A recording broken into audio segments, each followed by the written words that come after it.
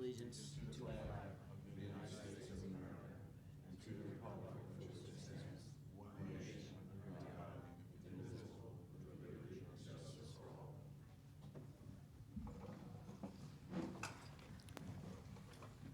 Councilman Schwartz. Here. Councilwoman Belcher. Here. Councilwoman Goldberg. Councilwoman Organ. Here. Deputy Mayor Katz. Deputy Mayor G. Here. Mayor Pagan. Here. Adequate notice of this meeting has been provided by resolution number 146-2023, sending a copy to the newspapers officially designated for 2023 by way of resolution number 2-2023, filing a copy in the township clerk's office and posting it on the municipal building bulletin board, and the mayor hereby directs that this statement be included in the minutes. Thank you, Mr. Clerk. Good evening and welcome everyone to tonight's special meeting of the Teaneck Council. Township Administration present at tonight's meeting are Dean Kaczynski, Township Manager, Doug Roussillon, Township Clerk, Scott Salmon, Township Attorney, and Ron Goodman, Volunteer Cablecaster.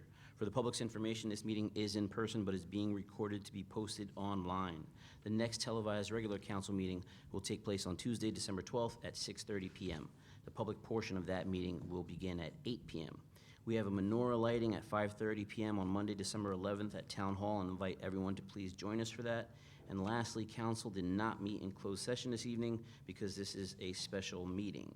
Our next order of business is presentations, but we do not have anything listed for that, so we will move on to work session items. And first up is old business and Cedar Lane revitalization. Mr. Schwartz, did you want to start us off on that, sir? Yes. Do you mind if I stand just so Please. I can face Yeah. the council, if that's all right? As mentioned sorry guys, my back, I apologize. In past workshops or in past retreats, which were held both at FDU, the Student Union Building, as well as Holy Name, they were more in a horseshoe for the purposes of talking. And the purposes of talking is what I really wanted to have tonight about when we scheduled this maybe about 9 months ago. The purpose was, and as many people in the audience know, specifically say when we discussed the rezoning and rebuilding of American Legion Drive, there were comments like, don't focus on American Legion Drive, focus on Cedar Lane. No, this is I'm speaking to the council right now. We'll face you soon, Yeah. ma'am, please.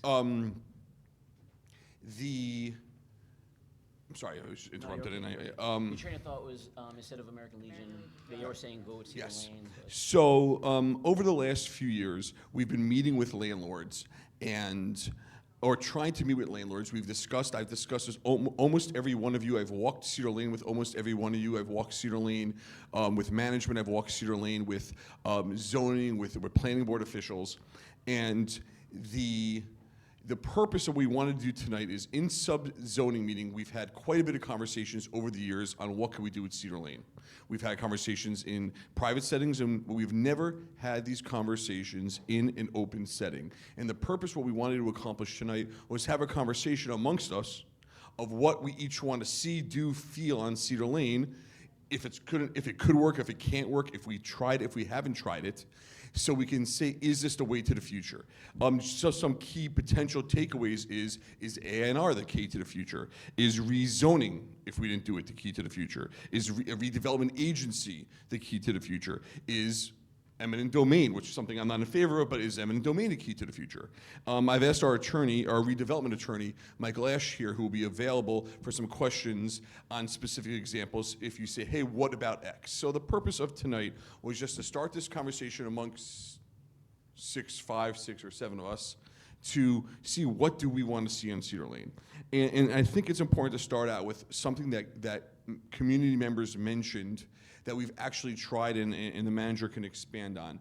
We've had now twice in the last 6 years tried to reach out and coordinate breakfast meetings with ownership of the buildings in Cedar Lane. Twice with plenty of notice with food, and it's always important when you do food. And we have not had one attendee. And I'm talking ownership, I'm not talking tenancy. And there's like 4 or 5 folks that own most of the buildings, right? There's not a lot of owners, and to expand on that, and there is a large multi-generational ownership situation on Cedar Lane, something we've all discussed over the last few years, and that is, for example, the Noah's Ark Strip. I call it the Noah's Ark Strip because I started working there. That building's been owned, that company's actually older than America that's owned it. They traces their roots to the Mayflower. They own for the movie theater all the way on down. They've owned it forever. Across the streets, and all multi-generational. These are people that have owned it, many of them inherited from their parents or in a corporate structure that will have significant tax consequences if they sell. So what we had, and I apologize, I also just want to introduce, if anyone knows, our zoning officer, Dan Melfi, who I also asked to come out for him to give his comments and input as well. Dan's spoken to many of the owners over the years who are even remotely interested or applications. It's primarily been, I don't want to use the word dead end, but I think he'll expand on that in a few minutes, and I'll actually turn the mic to him in a second, after I finish my introduction. So we've talked to owners, and owners have said, when I've been able to speak with them, some owners who I spoke with over COVID and whatnot, they said, why am I going to sell a property that I can, for $2 million, to have a $1 million tax bill? Why am I going to redevelop something I've never done before, demolish a building of rent-paying tenants, to get a loan, construction loan from a bank when I have no debt on my property right now, to have to go into a business of building in demolition, then steel, then cement, something I have no familiarity with, to build something that doesn't have parking that I will be denied on. And Mr. Melfi will discuss a few projects that were denied on. Specifically, the Miller's Pharmacy building, which is now Seasons Express, was a 20-unit building proposed by an owner, and it was denied because there was no parking available. On top of Three Star Bagel, it was a beautiful 5-story site that was applied for that was denied because there was no parking available. And both of these applications, I don't believe, got out of the denial stage because the variance wouldn't work. I can't go to a board and say, oh, okay, my parking requirement's 60, I want to actually offer you 0. You'll get laughed out. So one item we discussed on subzoning, going back, was the need for a parking garage for these future developments. And then we could discuss where can a parking garage go. So we have owners that have no desire to sell, have tax consequences if they sell, and don't have the ability to build it on their own. Most importantly, the block is approximately 96% leased. I say leased, not occupied, because there's several large stores such as the Dollar Store in Cedar Lane, such as Taipei Noodle House, such as now Bischoff's. These are stores that are actually leased. They're empty, but they're leased. So we have a situation where the stores are leased, the owners are happy, they're making money, and frankly couldn't, in my opinion, this is harsh, don't really care what you or I want if clearly they're getting paid. And if they weren't getting paid, they'd be bankrupt, foreclosed on, or sold. So we can now look and see what other tools can we do. With that, I think, Dan, can I turn the microphone over to you if you want to start with some comments? And one last thing I did forget, I apologize. The biggest issue we have on this block compared to other blocks in Teaneck or compared to Hackensack, and that's something we walked and talked, was the depth of the property. The properties are not deep. If you look at certain sites, let's say, again, to use that Seasons Express, old Miller's Pharmacy, it's about 120 feet deep before you have a parking lot. If you look at the old H&R Block, Teaneck House, also it's about 120 feet deep before you hit that egress road, which is easements to all the stores in the back. So we really have a situation that, absence of anything large scale, there is nothing. We're limited to what we can do just as of now. So, ladies and gentlemen, nice for everybody to come out.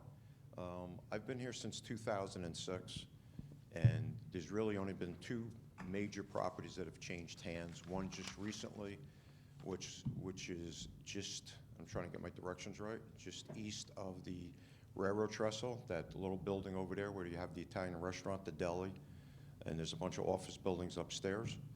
And I believe right around Summit, where there used to be the old bank on the corner, that has now changed into more or less a multifaceted food store.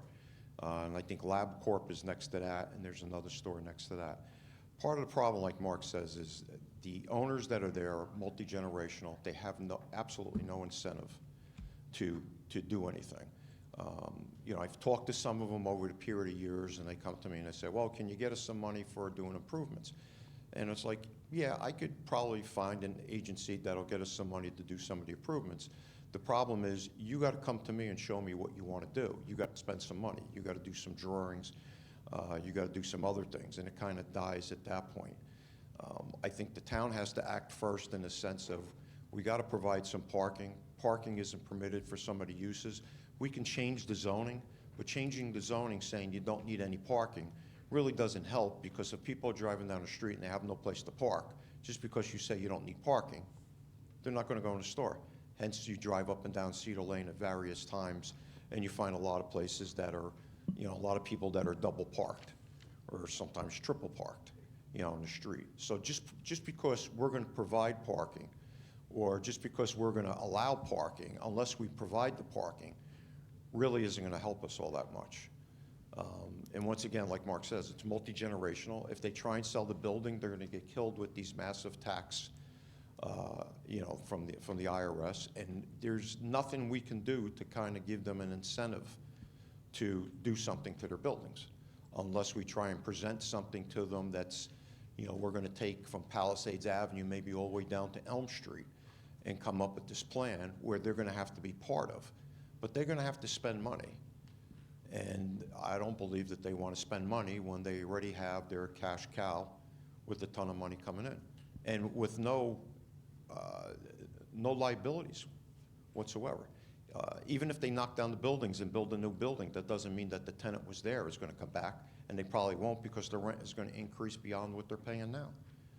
So, we have a problem where you got a Main Street that's been there for a long, long time.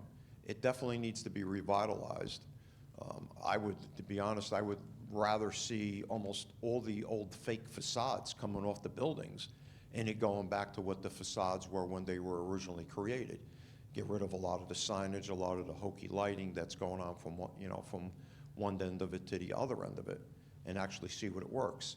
We tried to work with Bishops when Bishops closed. We got them to open again for a couple of months, and sadly it didn't work out. And it's pretty sad that a place that's been there for many, many years just went out of business.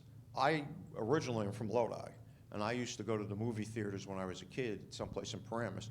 I always came to Bishops. It was like the place to go have your ice cream. And now it's a shame that it's not there anymore. So, we have to be, I think, a little creative with our zoning. We have to be able to provide parking. I know people don't want to see a parking lot in certain sections of town. But if we don't provide an area for the people to go park, the people that own the buildings are not going to spend a dime to do anything. Because once again, they have no incentive, and even if they do spend the money, they're going to want to know where the people are going to park to go to my store. And we don't have that. So.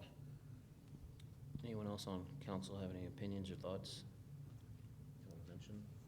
Excuse me? I was asking if anyone on council, Deputy Mayor Jean. Sorry. So this issue cannot be unique to Teaneck. Have we done any research to see how other towns have overcome this?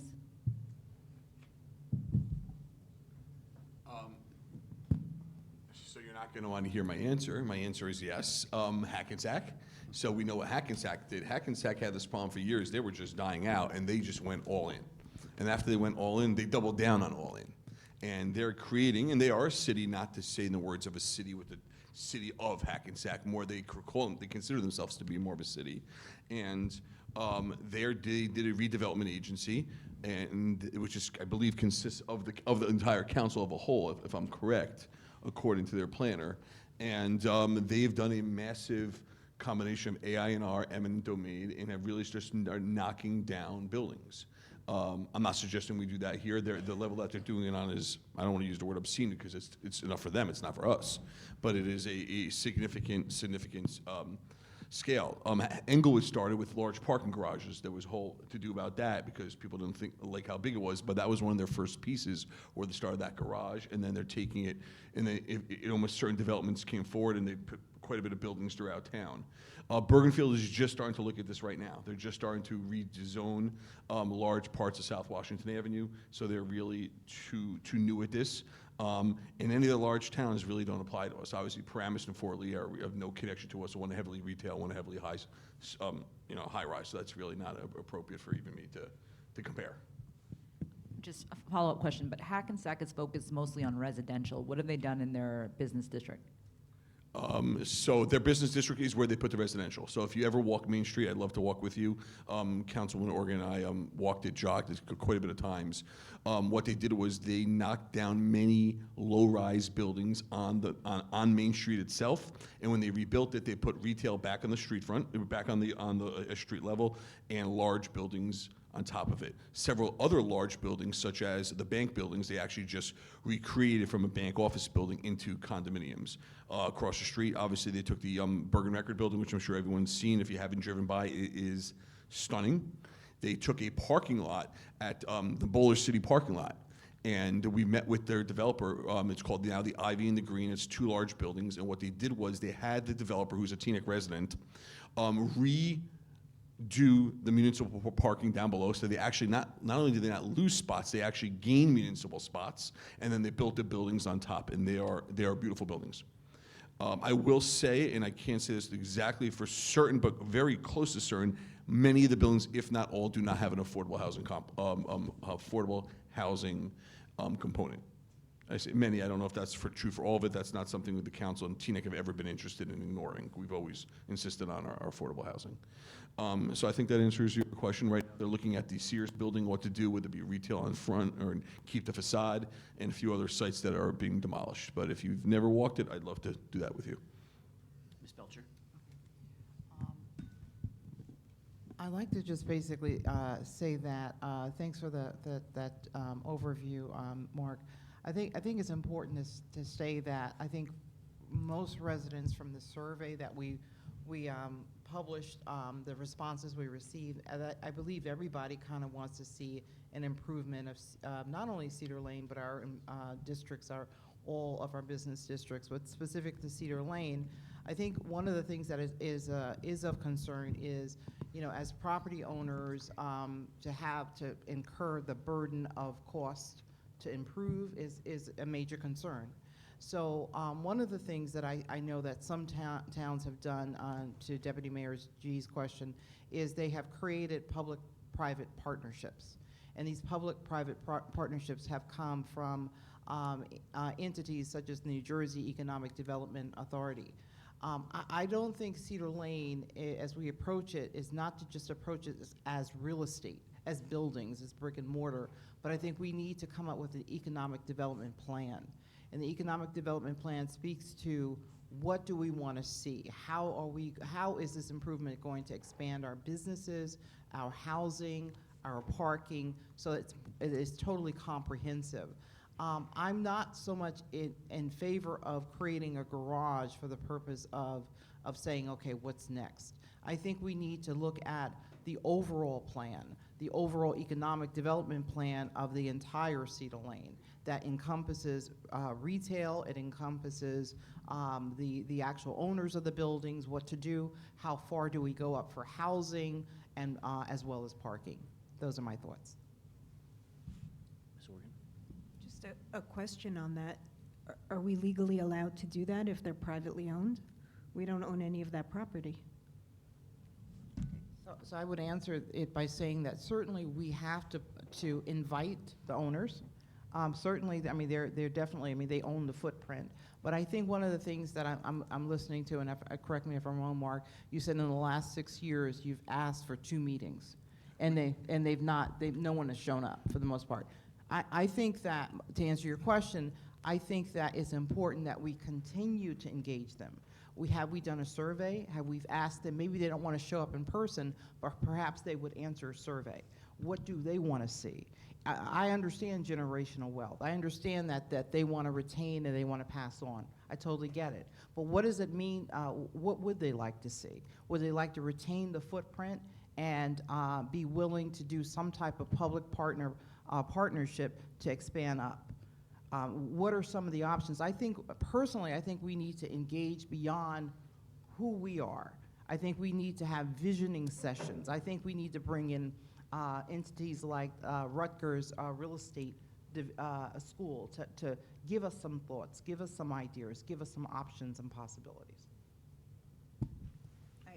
I don't mean to make this a back and forth, but I think you're putting the cart before the horse, and unless we get buy-in from the owners, I think all the surveys in the world are just spinning your wheels. And I know that we've reached out to them a few times, and the zoning officer has told us that, and the zoning subcommittee has told us that.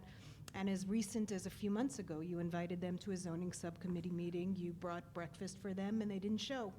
So I get it, you know, to me it sounds wonderful if it could work, but I think if they don't want to do anything, I don't see what ends up happening. I don't see how anything can happen.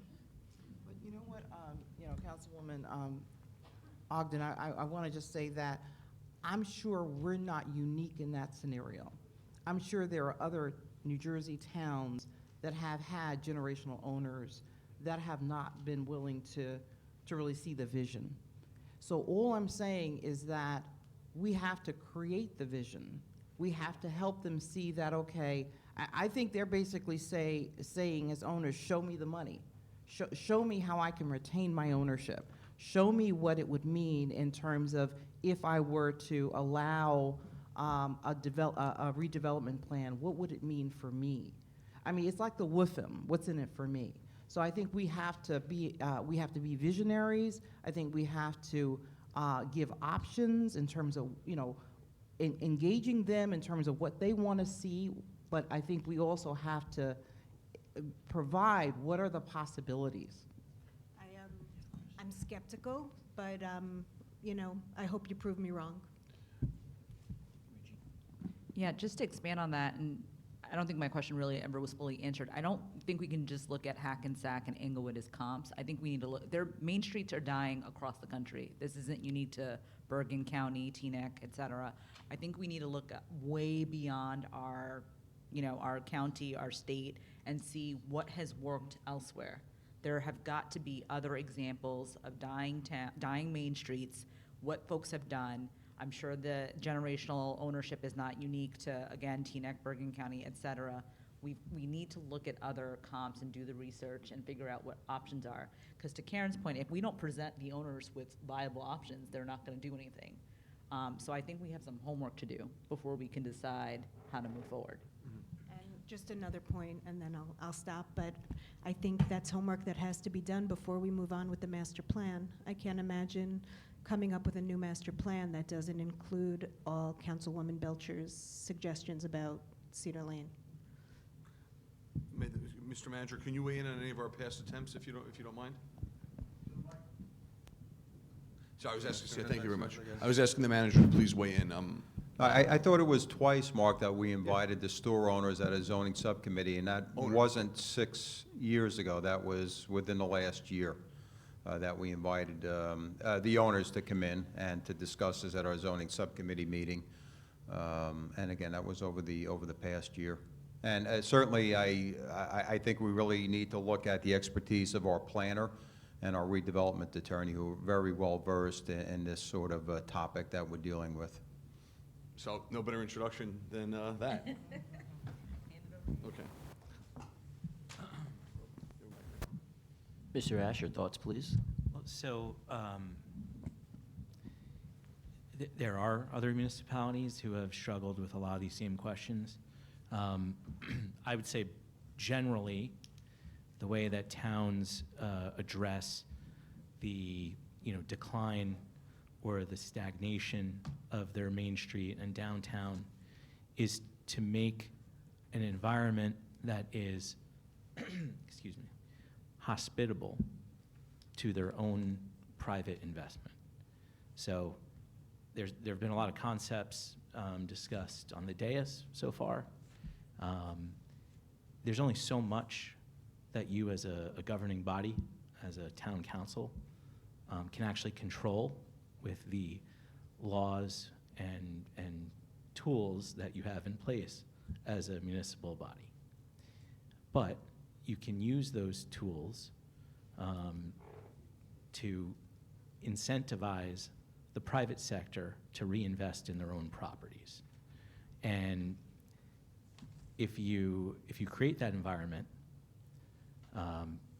you find that these generational owners, private property owners who have done nothing for a long time will find ways to improve their own properties to compete with new development, to find tenants and uses that will attract and retain members of the community, members of the public who want to come and shop and eat in the restaurants.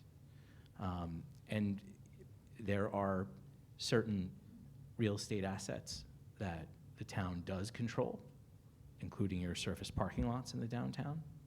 And there are tools that are available to a municipal body, like changing zoning, either through amended zoning ordinances or through the redevelopment process, which is something that has been pending in this general location for a couple of years now.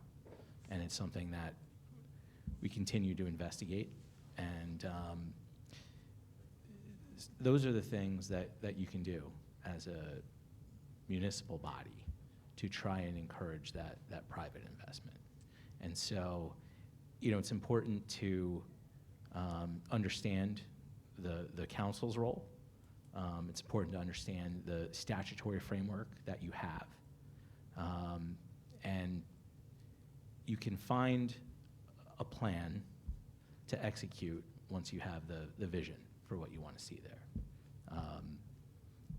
Other municipalities have done it. I could give you a number of downtowns throughout New Jersey that have effectively used redevelopment to engage in public-private partnerships. But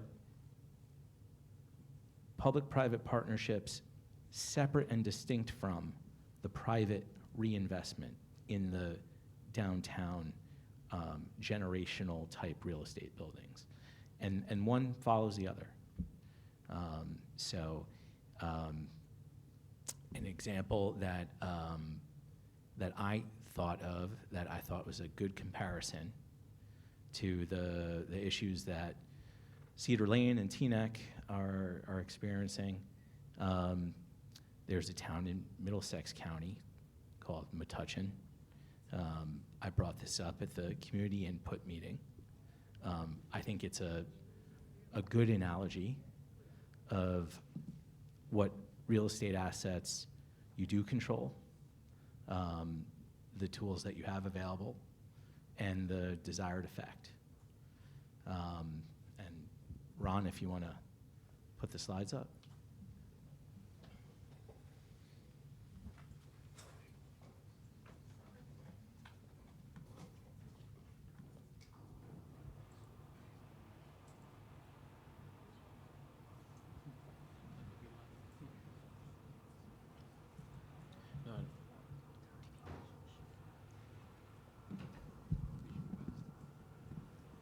The other thing, while we wait for the slides to come down, that I'd Yeah. be curious to hear your thoughts on, Teaneck is unique in that we are a college town, right? Like when you think of places like Princeton, where there's a vibrant main street that is largely supported by students, what are your thoughts on how we can leverage the fact that we do have a university right here in town to revitalize the downtown?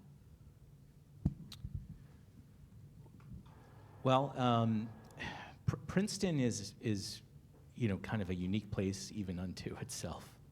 And certainly the university being kind of right in the heart of the downtown. It's situated right there, but a lot of the uses in the downtown, on Nassau and Witherspoon, don't necessarily cater to the students. Because the students have their own facilities, the students have their own private clubs, and it's not as if they are frequenting the restaurants there. It's not exactly like New Brunswick, College Avenue, that has a downtown with restaurants and businesses that are almost solely catering to the students. The Princeton downtown almost exists separate and apart from the university. And I spent some time as Princeton's tax counsel. I can tell you, the university was kind of it was an 800-pound gorilla that was, constantly at battle with the town itself. And recently, Princeton implemented a special improvement district for their downtown, which is an area is defined within the contours of the downtown. A boundary is actually defined, and the property owners in that defined area are assessed a special tax. It is a specific tax levy that funds a downtown corporation. The downtown corporation manages the special improvement district, and it's a separate entity from the town. It has its own budget. It has its own funding. The tax levy goes directly to fund that entity. And one of the first things that this special improvement district funded was a significant streetscape improvement to Witherspoon, which is kind of the main intersecting street. And those improvements consisted of reconfiguring the traffic pattern for that street, removing on-street parking. It added new street furniture and landscaping, all with the interest of making it as pedestrian-friendly, as walkable, and an inviting place where pedestrians didn't feel like they had to compete with the automobile traffic. On the one end of that streetscape improvement is a public parking deck. And that was one of the first redevelopment projects in Princeton, where Princeton decided that there was a lack of parking in the downtown. There was a surface parking lot that Princeton owned and controlled, and through the redevelopment process designated the surface parking lot a redevelopment area, built a parking garage. Part of that garage is also some municipal space, including a library, a community gathering space, and part of that is a public plaza where during the summer you can have sort of cafe tables and chairs, and it's a place where people congregate. It's also sort of a courtyard where new restaurants face, and that is actually one end of the new streetscape, which is now kind of the heart of the downtown, and that runs all the way up to Nassau. And so the streetscape improvements in Princeton are, I think, they just finished them, and I think after this winter, come spring, summer, they're going to see that heart of their downtown is going to be a more active place. That doesn't mean that new tenants are guaranteed. It doesn't mean new residents are guaranteed, but it will guarantee a hospitable, inviting place for people to meet, to congregate. And when that happens, the sort of the best practices in New Jersey with organizations like Downtown New Jersey, they call those shoppers and people eating in the restaurants, they're called walking wallets. Because when people want to go spend time and congregate in a place, they're going to spend money there. And when they spend money there, the business owners, the property owners take notice.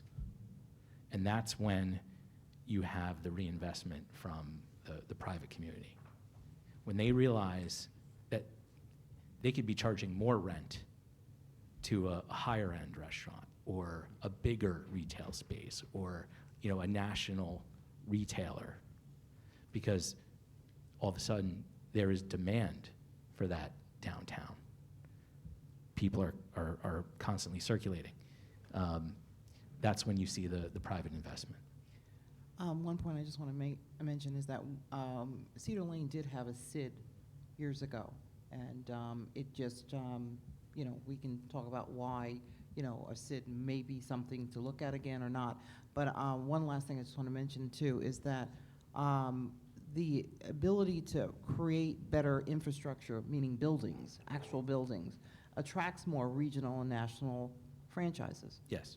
You know, a lot of people comment that why don't we have any major franchise, you know, be it a coffee shop or a regional retailer or so and so forth. And a lot of times it has to do with not just the demographics, but the actual infrastructure of the building. Yep. Parking being a consideration, of course, too. Absolutely. The configuration of the building is a limiting factor. You know, if you have an old building that can't support modern systems, right? Especially with a restaurant or even fast casual, you know, where you're going to have significant infrastructure to support that use. Old buildings can't support that type of infrastructure. Older buildings also they tend to have smaller retail spaces, you know, in the 1,000 to 2,000 square foot range, and a lot of national retail tenants want, you know, 3,000 to 5,000 square feet in a perfect box, and older retail spaces just can't accommodate that, and that's why they rather go to a strip mall, you know, on Route 17, or you know, a shopping mall like Garden State Plaza. So there are limitations in some older buildings to attract those types of tenants and uses. You know, and through modern redevelopment, and if you're going to have, like what Hackensack is doing, require mixed use, where you're going to maintain a ground level retail space. It's going to fit the requirements. It's going to be built to modern standards, and it's going to attract those types of tenants and users, because it's going to be new modern space with the right layouts, and you know, it's going to be marketed as the vanilla box that any national credit retailer would want to see. Parking is a limitation in downtowns, and it's not just shopper parking. One of the real limitations is if you're a retailer in a downtown, it is difficult to hire employees who want to you know, work in your retail establishment and risk getting parking tickets on a daily basis because they have no place to park as an employee. And if you are a retail employee, you are going to take a retail job where that's not a concern, where you can easily park in a strip mall parking lot or in a mall parking lot, and not have to worry about feeding a meter and accruing parking tickets. So other downtown examples that have, you know, revitalized have focused on a significant structured parking component where you're going to create, you know, excess supply of parking to accommodate not just new uses, but also the employees and anyone who needs to service and visit those downtowns. Another example, Somerville did that exact type of development. Going back 20 years, there was a path mark in downtown Somerville, and right off the main street of Somerville, this path mark was the anchor tenant of a strip mall that basically faced away from the downtown. So they had their downtown main street, and then this strip mall kind of right behind it, just facing the wrong way. And about 15, 20 years ago, they decided they were going to use the redevelopment process, and the start was that strip center where the path mark and those stores were converted into structured parking, ground floor retail, facing the main street, not behind it, with apartments on top. And now, through various phases, after that one significant investment in a project, you now have smaller infill projects. You now have a street that was, kind of a small, narrow street that has now been closed permanently to car traffic, and it's a pedestrian mall. It still has retail on both sides. There's a Yestercades, which is kind of an arcade space where people go and play vintage arcade games, and it's those types of uses where retail is not coming back to a lot of main streets because a lot of us are guilty of this. We all have the Amazon. We have the Amazon Prime account, and all the running of errands and all the shopping on the weekends, it doesn't happen anymore. It all comes to you. So the uses that can maintain a downtown are things that people want to do, things that people want to experience. Restaurants, entertainment, Yestercades is a great use in a lot of downtowns throughout New Jersey because it gets families to come to town. There's one in my town. It is my son's absolute favorite thing to do. And we go there for an hour, and then inevitably, we eat in a restaurant in town. And it's those types of uses that a revitalized downtown will naturally attract. Mr. Schwartz? Yes, sorry. First, Wait, So please don't let's- interrupt. this is- Please don't interrupt. This is like a workshop meeting, and we're gonna let the public speak, but first we have to have our conversation amongst ourselves. If you just give us a little while longer, please. Yeah, Mr. Schwartz. the purpose of tonight was to hear from a redevelopment attorney, hear from our zoning officer, and hear from the council. I look forward to hearing from the public quite shortly. I just wanted corrections, maybe Mr. Manager, you realized, can correct me.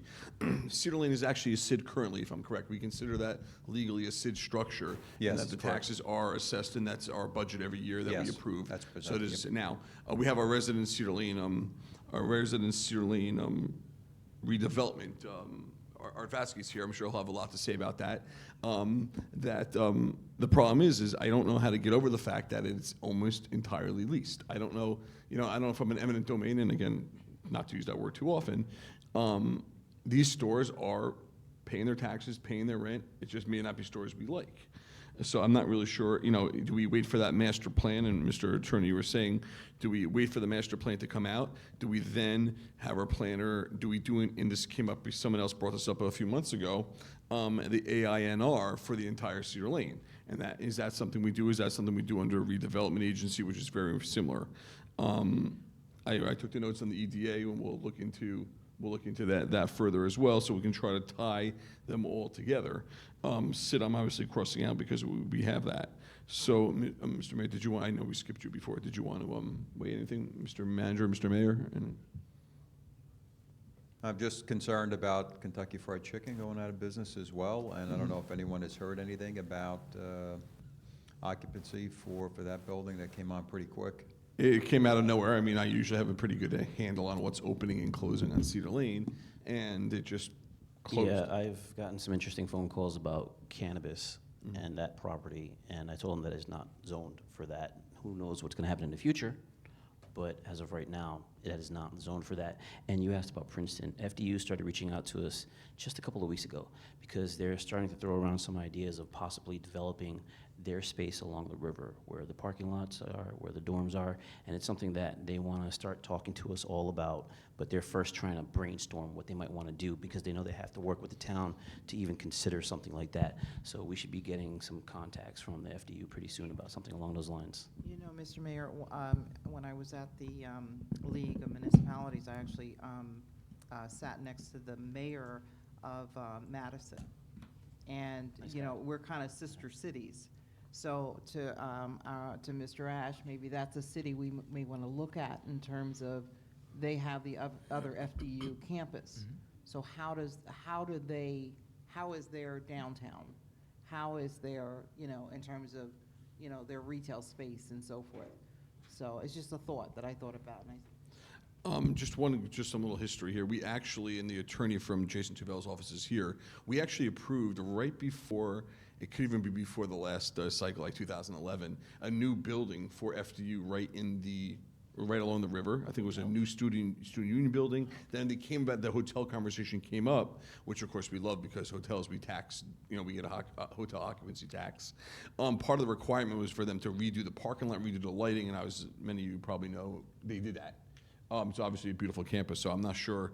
I know Deputy Mayor Katz had spoken to FDU a while back, and maybe Mr. Manager, you were on the phone with them as well. So it's really good to hear, Mr. Mayor, thank you, that they're at least having those conversations again, because there were some prior The new approvals. president has, he's a younger guy, he's like 50. He has a whole bunch of new ideas that he's exploring with his board.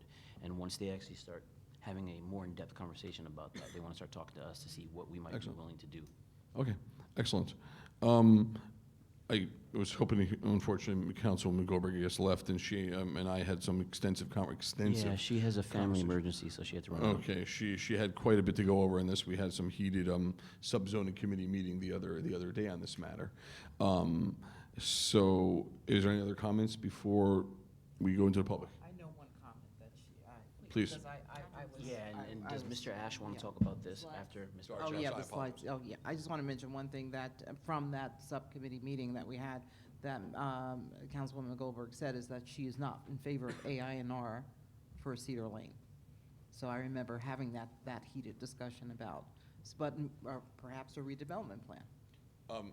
Can I actually ask the lawyer to describe the difference? If no AINR, what does a redevelopment do? I'm sorry, if you can just, would you mind commenting on that? If the council were to say no AINR, what tools does that limit you in that regard? Well, it would, if you're just looking at it through a zoning perspective. Oh, if I can interject really quickly, there's two types of AINRs, right? Redevelopment and rehabilitation. Yes, there's an area in need of rehabilitation, which is separate and distinct from an area in need of redevelopment. And then the redevelopment designations have with condemnation and without condemnation. The redevelopment area designated for American Legion Drive, Beverly Garrison, that is a non-condemnation redevelopment area. A rehab area can be designated separately and kind of concurrently, and the standards for that designation are different criteria than a redevelopment area. It pretty much involves broader criteria that deal with the age of infrastructure, and it allows for more cosmetic type fixes than it does for broader zoning changes.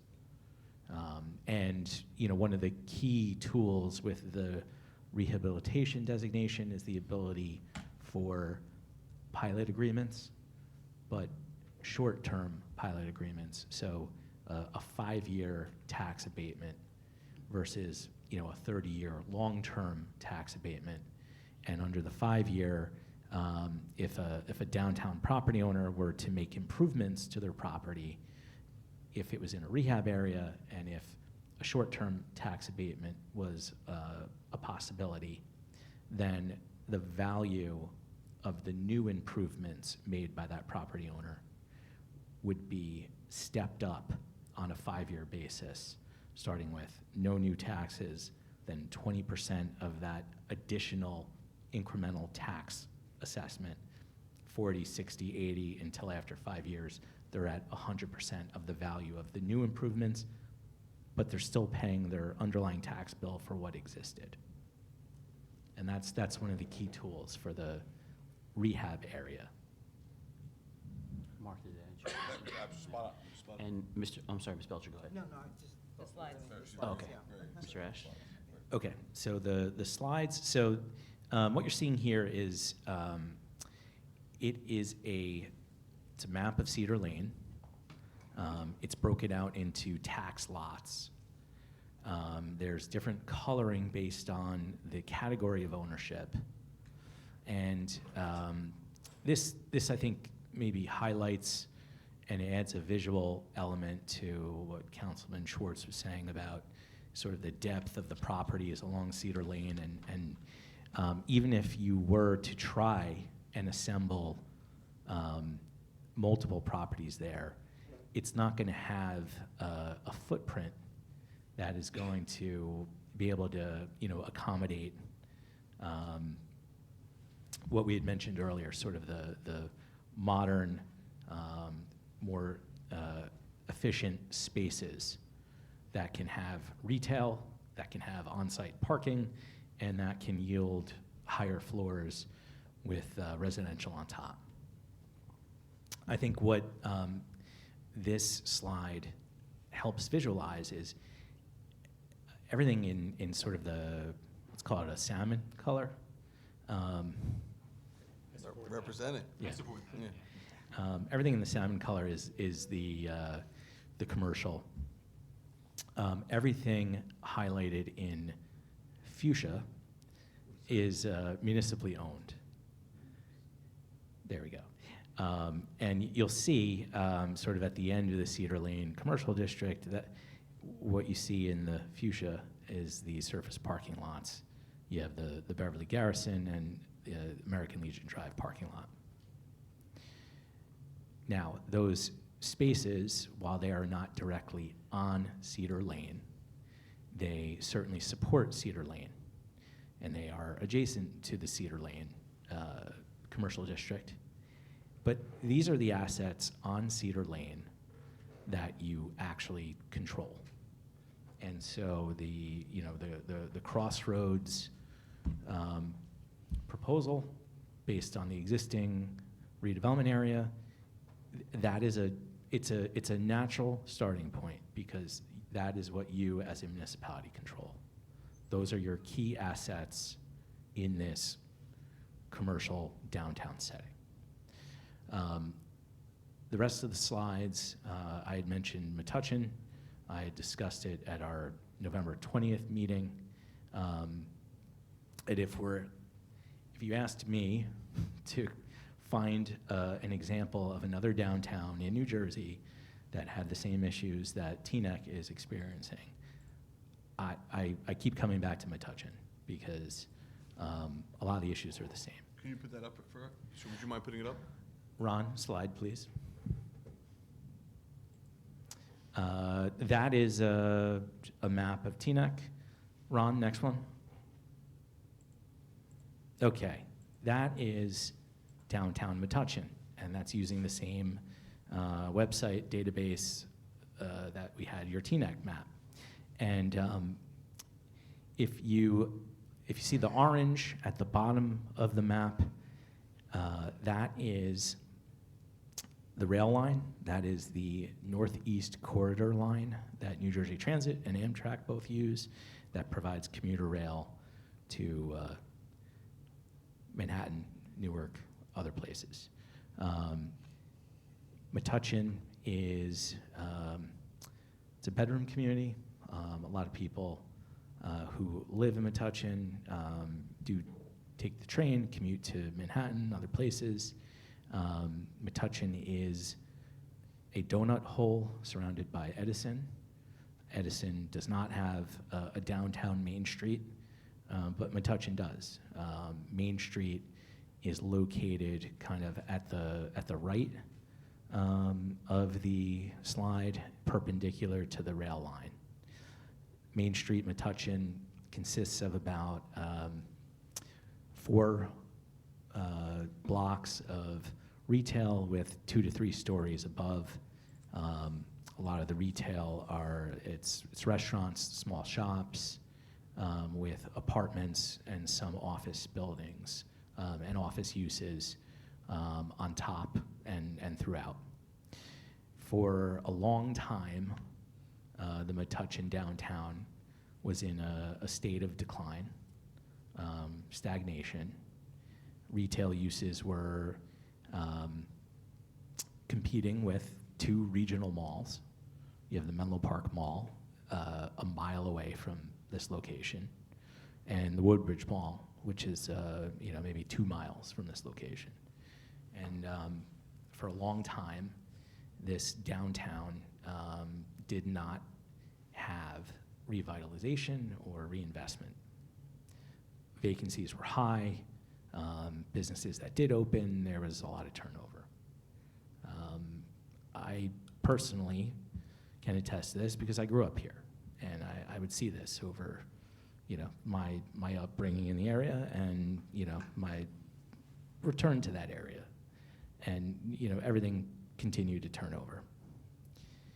About 7 or 8 years ago, Metuchen decided that they would make a significant investment in their downtown through a public-private partnership.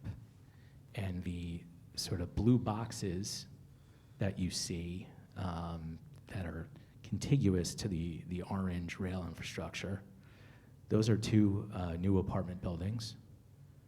The fuchsia box, the longer one, is a 600 space structured parking deck. And all of that was constructed on what was surface parking that was available for the commuters. The apartments there are about 350 apartments there. Like I said, parking for 600 cars in a deck. And the smaller fuchsia box is a public plaza that was created as part of this project.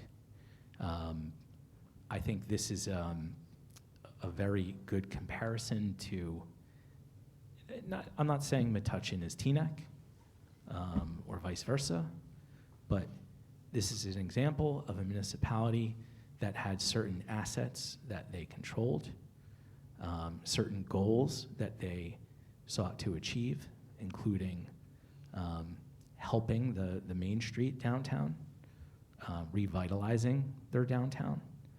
And this was a decision they made to make this investment in the downtown.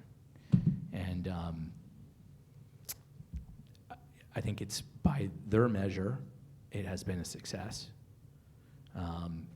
Even though this project and the new redevelopment component is not situated directly on Main Street, it has the desired effect of having people live in the downtown. There's been an influx of new residents in the downtown, even just with the apartments you see here, but also this major development investment encouraged smaller pockets of investment in the downtown itself, on the outskirts of the downtown, and it's not it's not one plan led to another. It was, they built this project, they programmed these assets in a certain way, and new investment followed that significant investment. And that's how the private sector works. Can we have the next slide, please? Can I ask a question? Yes. Mike, okay, I agree with you that money, good development follows good development. Yeah. The fact that you have those, you have the apartment buildings, you have the garage that was built from the ground up, essentially. Yes. So, unlike Teaneck, however, you have, the anchor is, I believe, that commuter train that kind of speaks to the drawing, that's the draw to that area, would you say? Because it's a commute into New York City for the most part. But what I want to see, and maybe I didn't see it, is where do you have existing property owners in terms of retail? Do you have that phenomena that we have here, where you have aging buildings? Yes. You do? Yes. Okay. And that's on the Main Street, which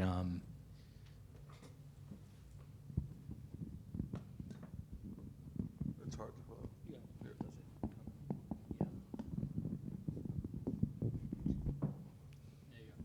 I got it. So the street that we are viewing kind of on the left, the more trafficked streets are highlighted in yellow. Oh yeah, if you're perfect. We got the mouse. Yeah, I can see Yeah. the mouse. The mouse is moving there. So, Mhm. all right, trackpad. So this is the redevelopment project, right? This is Main Street Metuchen. These buildings look just like your Cedar Lane downtown. These are 2 to 3 story buildings, small retail spaces. You know, these buildings are 100 years old plus. And this investment and this plaza that their special improvement district, their Metuchen Downtown Alliance, programs that plaza every weekend, midweek, with events, whether it's a farmer's market, yoga class, cultural events, concerts during the summer. They are always programming that space to bring people to the downtown. Not necessarily Metuchen residents, but people who may come from other towns to hear some music on a nice summer night, and then they will go eat in the restaurants. They will shop in the stores. They know exactly where they're going to park. They're going to park right in the deck. And you know, the Metuchen Downtown Alliance works on controlling parking rates in that deck when there are events, staffing that deck when there are events to get people in and out. And even though this plaza, this project is, you know, it's not on the main drag. You know, Main Street is here. The reinvestment in these properties has been significant. And the new tenants and stores that have opened here, and restaurants that have opened here, it's been a sea change for that downtown in the past 6-7 years. If I can ask, what was your involvement in that, other than growing up there? Were you the redevelopment attorney for that? No. So this is pure third party right now? Like, Yes, this is just, in my opinion, given the lay of the land in Teaneck and the similar challenges, an example of another place that made these decisions, and I think they're starting to see the results. Excellent. So I will definitely drive down there. Sorry, I don't know Central New Jersey. Is Somerville near there by any chance? Somerville is not. Somerville is maybe 45 minutes. It's a 45-minute drive. All right, well, I'm driving. Actually, no. driving, so It's we're- probably closer if you take 287. Okay, So, excellent. yeah. So that will. it's about half an hour. I'll definitely hit up both. Okay. Yeah. Thank you. And, yes, Ms. Organ. I just have one question. So the map was flipped before when it was in color. There was some blue on the Yes, top. this is Are those flipped. single-family homes? Were those single-family? Where would they be? How close to the downtown here? Let me go back to the slides. So this was the main project with the 350 units. You have all apartments throughout Main Street and this corridor. Single-family residences, you can see, are in this kind of lighter shaded color. You have a townhouse development here, and some other new apartment buildings that have rounded out kind of the edge of the downtown. This is a Whole Foods that was sort of the second phase of this project. And there are other retail uses and restaurants in this area as well. But single-family residences are, you know, bordering the Main Street corridor right behind.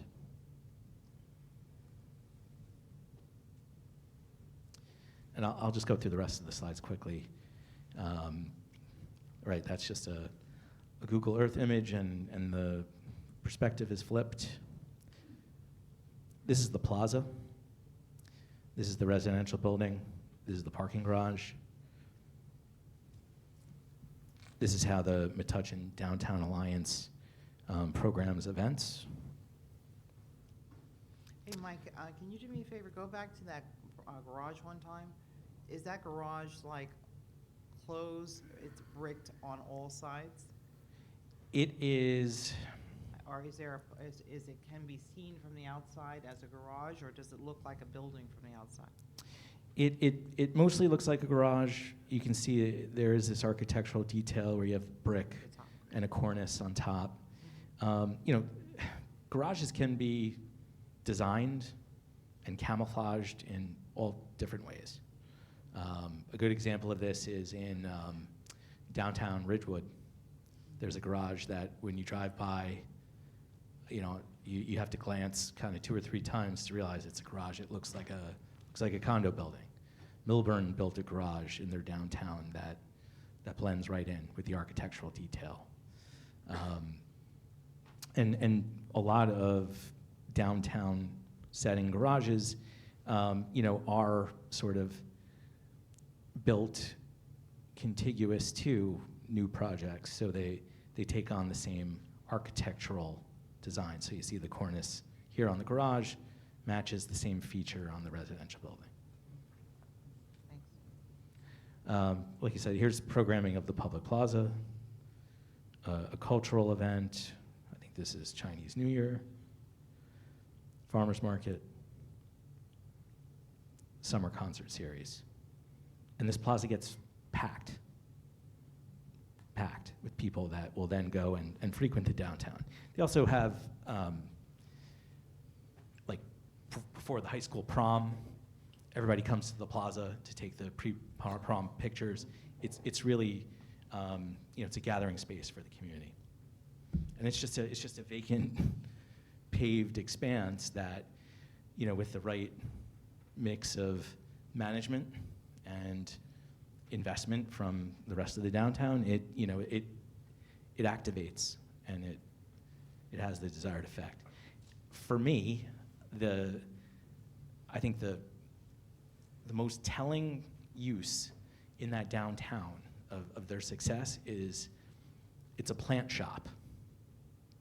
It's called Terrace Plant Shop, and they sell plants, which who in this modern day and age opens a plant shop where they just have plants? And it was opened by a young resident who grew up in Metuchen, post-COVID, wanted to open a retail space in the downtown, loved plants, opened a plant shop. But it's more than just selling plants. It's, he makes the space available for other uses. You can rent it to have a party. There's a communal table where you could come get a coffee from the place next door and just sit and do work and hang out and maybe get some fresh oxygen from the plants. He's got yoga classes on the weekends.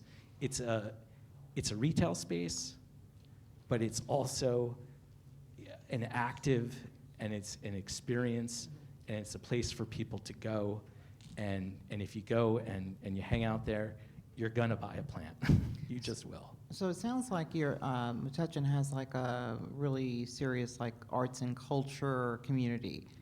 Is that driven by the CID, or do you have an arts and culture commission, or how's that work? I believe it's mostly managed by the CID, which is the Metuchen Downtown Alliance.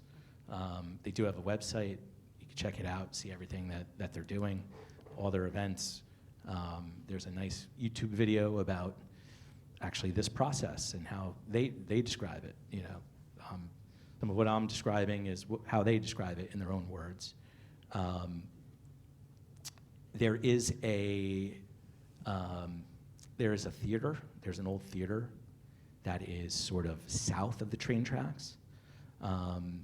It does not attract kind of national acts. It's more of a regional community theater type space. New Brunswick is 15 minutes up the highway, and they have a very robust theater scene with multiple theaters, and they attract national acts and dance companies and theater. So it's hard for a smaller town like Metuchen to compete with New Brunswick up the road, but they do have events that they do keep to themselves. How has this development been received by residents who are, on the outskirts but near enough that it might, cause traffic, and, if they're close enough to where the development is, it changes the landscape, their access to sun, et cetera?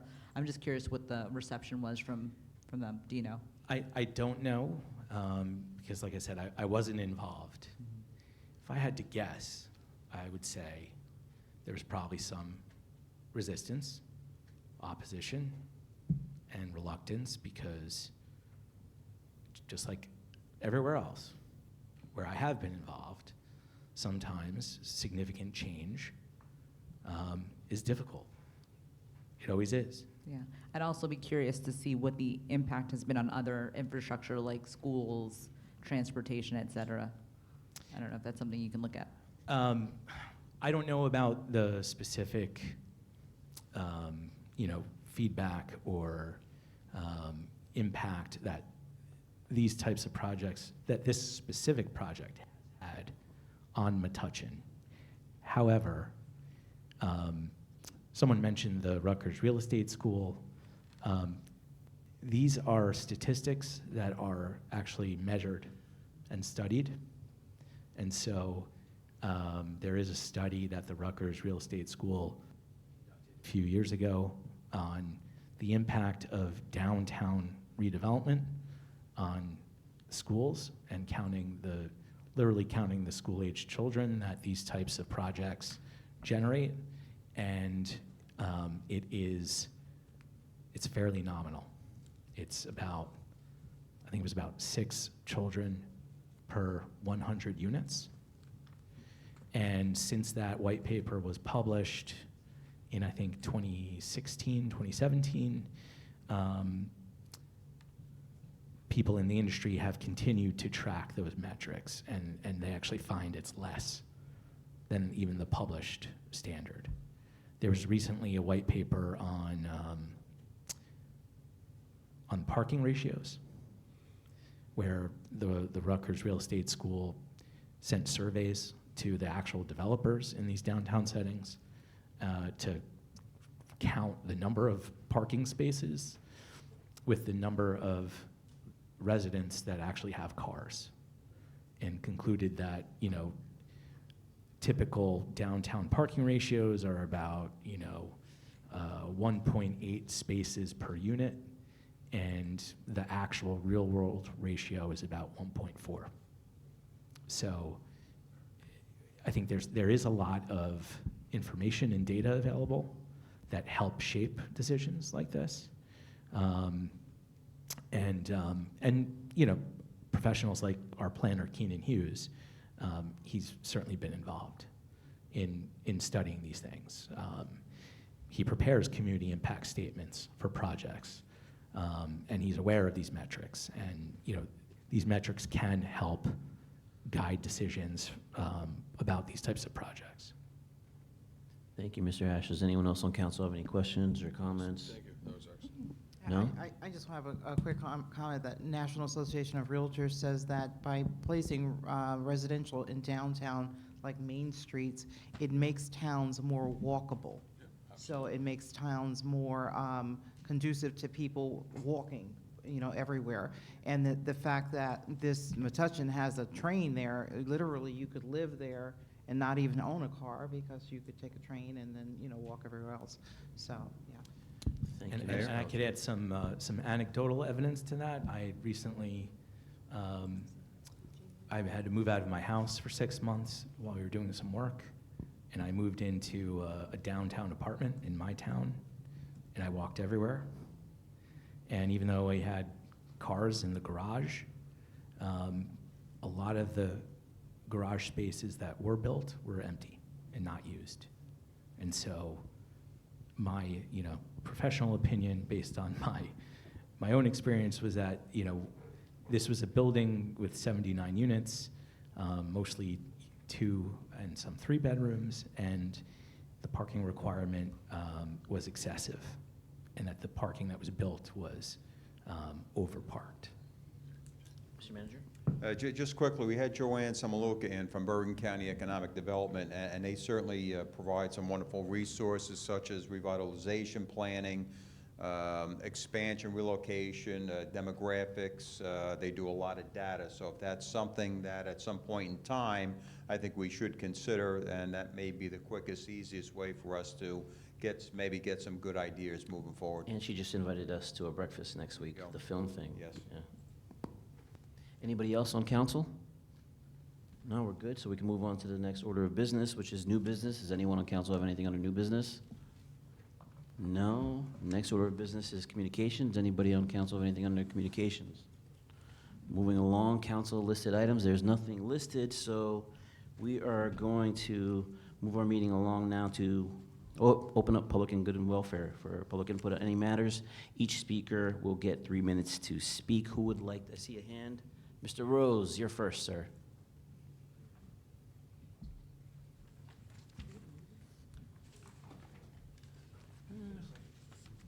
Yeah. Don't start to lock in. Thank you, gentlemen. The floor is yours, Mr. Rose. Thank you. Good evening, council, administration, staff, as well as the people behind me. Start that clock again. Thank you, Doug.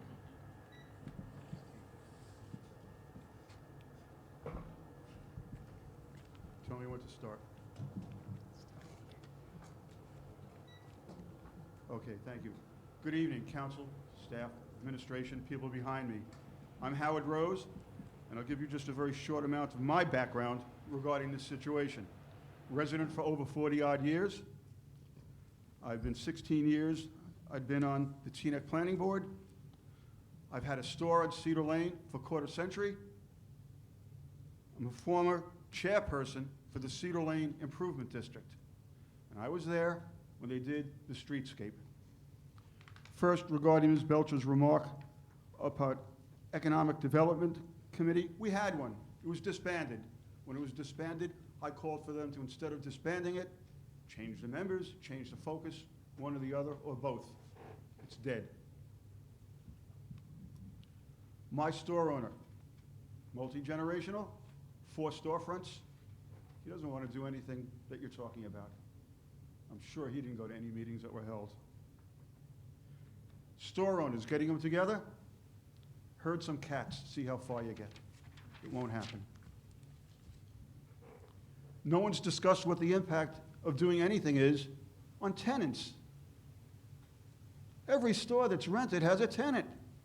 Most of them are active businesses. If you do something like redevelopment or something like even more drastic that Mark mentioned, and by the way, Mark and Mr. Melfi, Mr. Schwartz and Mr. Melfi, thank you for your information. It was really on point, on target. What happens to the tenants if you do something drastic, something large, something in a big scope? 80% of them will go out of business and never come back. Let's discuss that once in a while. Ms. Organ, you hit the nail on the head. Putting the cart before the horse. Do the master plan. We're going on tangents, we don't even know what it fits in terms of the master plan. Do it in the right sequence. We also have multiple shopping areas. When we did the SID, I suggested smaller SIDs for the other shopping areas. There are 3 others. They said no.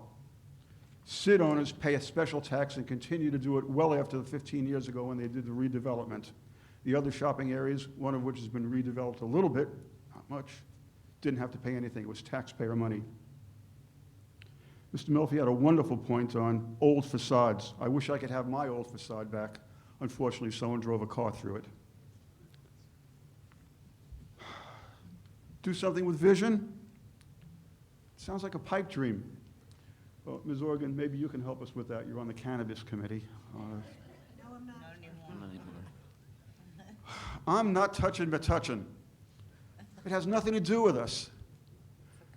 A lot of development that we may not want, and most of which did not impact directly the central business district. Thank you, Mr. Rose. Princeton, apples and oranges. Thank you, Mr. Regarding both the Rose. university and the Thank you, sir. towns. The gentleman Nothing up to do top. with each other.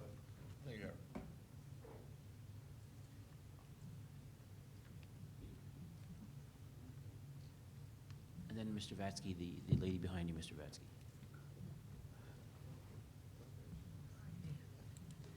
Good evening, Council. My name is Norman Levin. I'm a 32-year resident of Teaneck. First, I want to express my surprise that we're meeting in Hackensack. I think that with all due respect to the township manager, we should have done better publicizing that we're meeting here. The fact there are only a third of the attendees who were at the previous two meetings at Rhoda Center reflects, I think, a poor decision on someone's part, and feels like that it was a deliberate attempt to minimize attendance.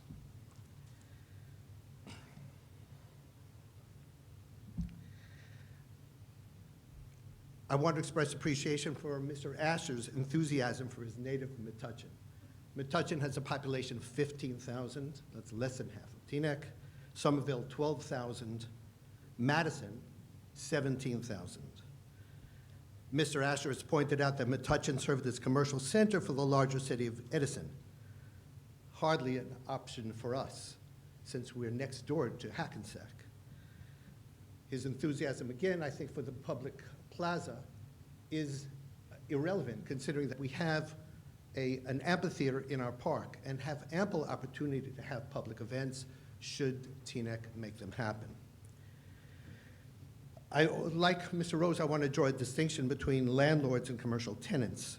While we understand that landlords do not necessarily have an incentive to refurbish their property, the zoning incentive to build mid-rise housing above their stores would mean substantially more revenue.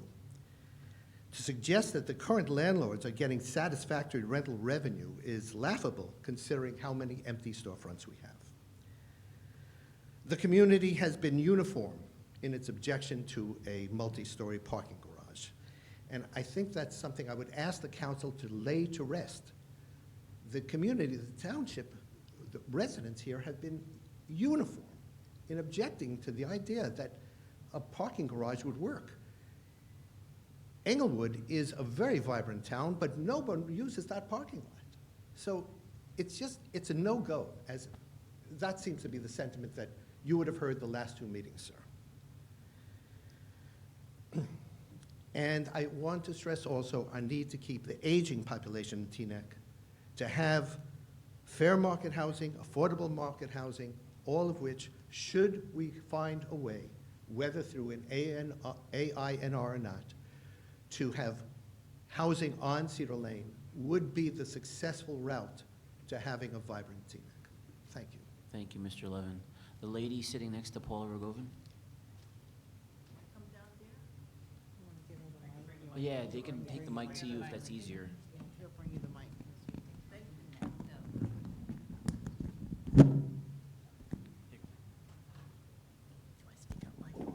Oh, great, thanks. I'm Tracy Carcione. I've lived in Teaneck for 30 years. I live close to Cedar Lane, and my husband and I shop on Cedar Lane. We used to do more because there used to be more shopping, sadly. It seemed like every other word I heard was parking, parking, parking, parking. But I didn't hear a word about the good public transit that's on Cedar Lane. We don't have a train like Metuchen, which is apparently heaven on earth, and I should move there, I guess. But there is a bus. There are a lot of buses.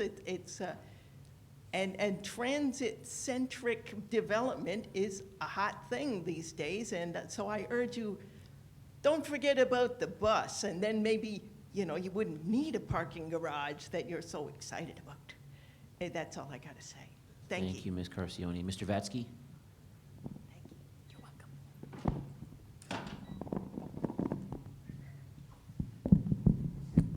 Thank you, Tom.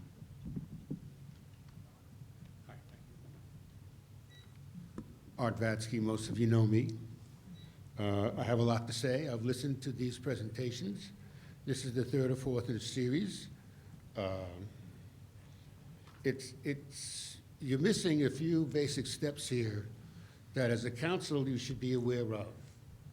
I would like to see, and I think you should see, the initial conditions, the conditions of 2022 of how Cedar Lane is doing as a development area, how successful the stores are, how much revenue you're getting as taxes, how many people are using it, how many buses we have. By the way, Cedar Lane is a county road, not a city road. And the desire for parking is out of phase. It's old. It's not what is current. If we're thinking for 2040 or 2050, we don't need that many cars. We are overwhelmed with cars. With 40,000 people, the estimate for the amount of cars in Teaneck is 32,000. 32,000 cars running around in Teaneck, running in, running out, coming in. Do we have enough parking now? You gotta stop stressing parking. Parking has been proven to be death for downtowns.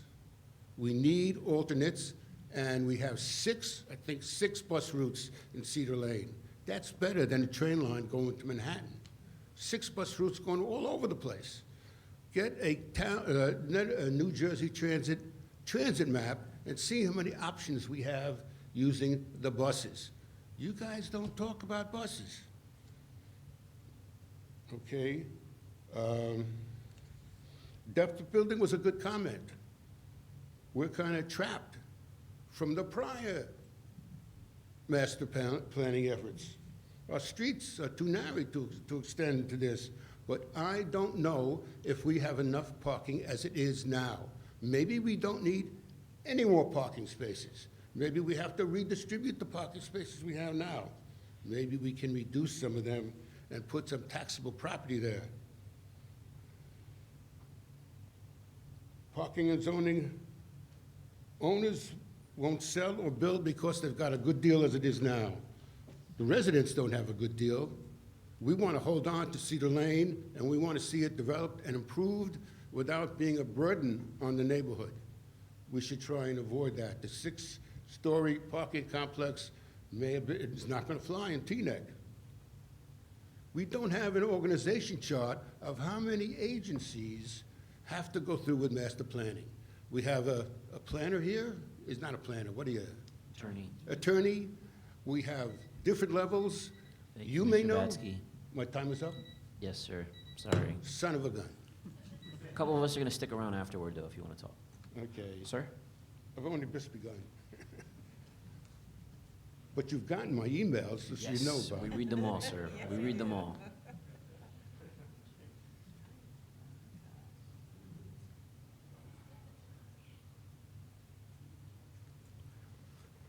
Robert Lazaroff, resident of Teaneck for over 30 years. And a few responses that that hit me over the past few meetings. One of them is about the parking spaces that are existent now that are in need of redevelopment because they're not being used as much. There are a lot of underutilized parking lots. But then again, we want more parking.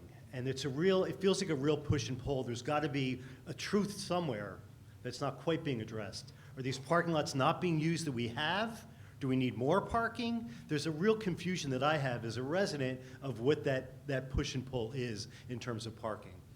In terms of what a parking lot can look like, I have never seen a beautiful parking garage. I've never seen it. And I think back in the time of Robert Moses building on the Cross Bronx and wanting to disguise these buildings that were burned out in the Cross Bronx in the 1970s to make them look like people were living in these houses. And Mayor Koch at the time wanted to put flower pots on metal in the windows so when people were driving by in the Cross Bronx, it looks beautiful. It looks like something, but it really wasn't. What it was a burned out building in front of that has a flower pot painted on metal to make the drivers going by feel pretty good that these buildings are not burned out buildings.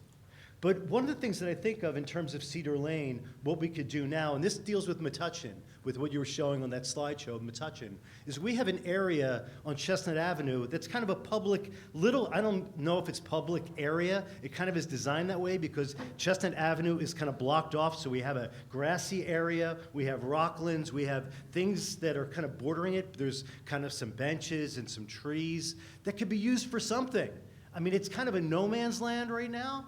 And that's a small little area, but that can be used for something, almost like in Ridgefield Park on the weekends, they close one of the streets and put up a little stage, bring in different bands, different kinds of things to revitalize on the cheap what a downtown could be and get people involved in what the town could be. And And I think that use of and I might be out of line in terms of what that space is and how it is marked, but it seems like a spot that could be used for that kind of offering, whether it's musical combos, whether it's, putting more benches there and tables for people to come out and get something from the drugstore to eat, or the future Bischoffs to eat, or something from around there, but a place to congregate where kids can congregate and feel good about themselves.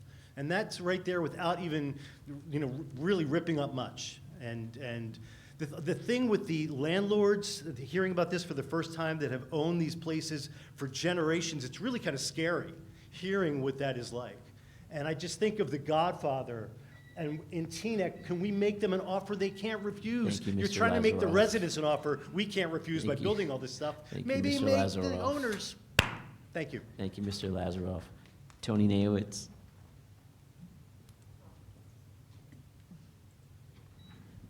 Good evening, Tony Naowitz. I've owned a business on Cedar Lane since 1974. I've lived in Teaneck since 1959. So I've seen the evolution and the devolution and the transition of Teaneck. One thing I was just recently in Englewood. I'm in Englewood frequently because one of my kids lives there. And I think in the short term, the idea of the parking that Englewood has is infinitely, infinitely better and more user-friendly than the parking that we have on Cedar Lane. Nowadays, people can't parallel park. That's number one. It's a shame, but it's a generational thing. People can't parallel park today the way they used to. That, combined with the logistic of the sidewalks and the bump outs, I remember why we had to do those bump outs. But if you ask me, if we could reduce the size of the sidewalk to what it was 20 years ago before we expanded them, and that would enable parallel angle parking to be a little more viable, I think getting in and out of a spot is so much faster in Englewood, so much faster. And you can fit more cars in the space. I don't think we need sidewalks as wide as we have. We don't have pedestrians to fill them, unfortunately. The sidewalks back in the 60s and 70s were filled with people.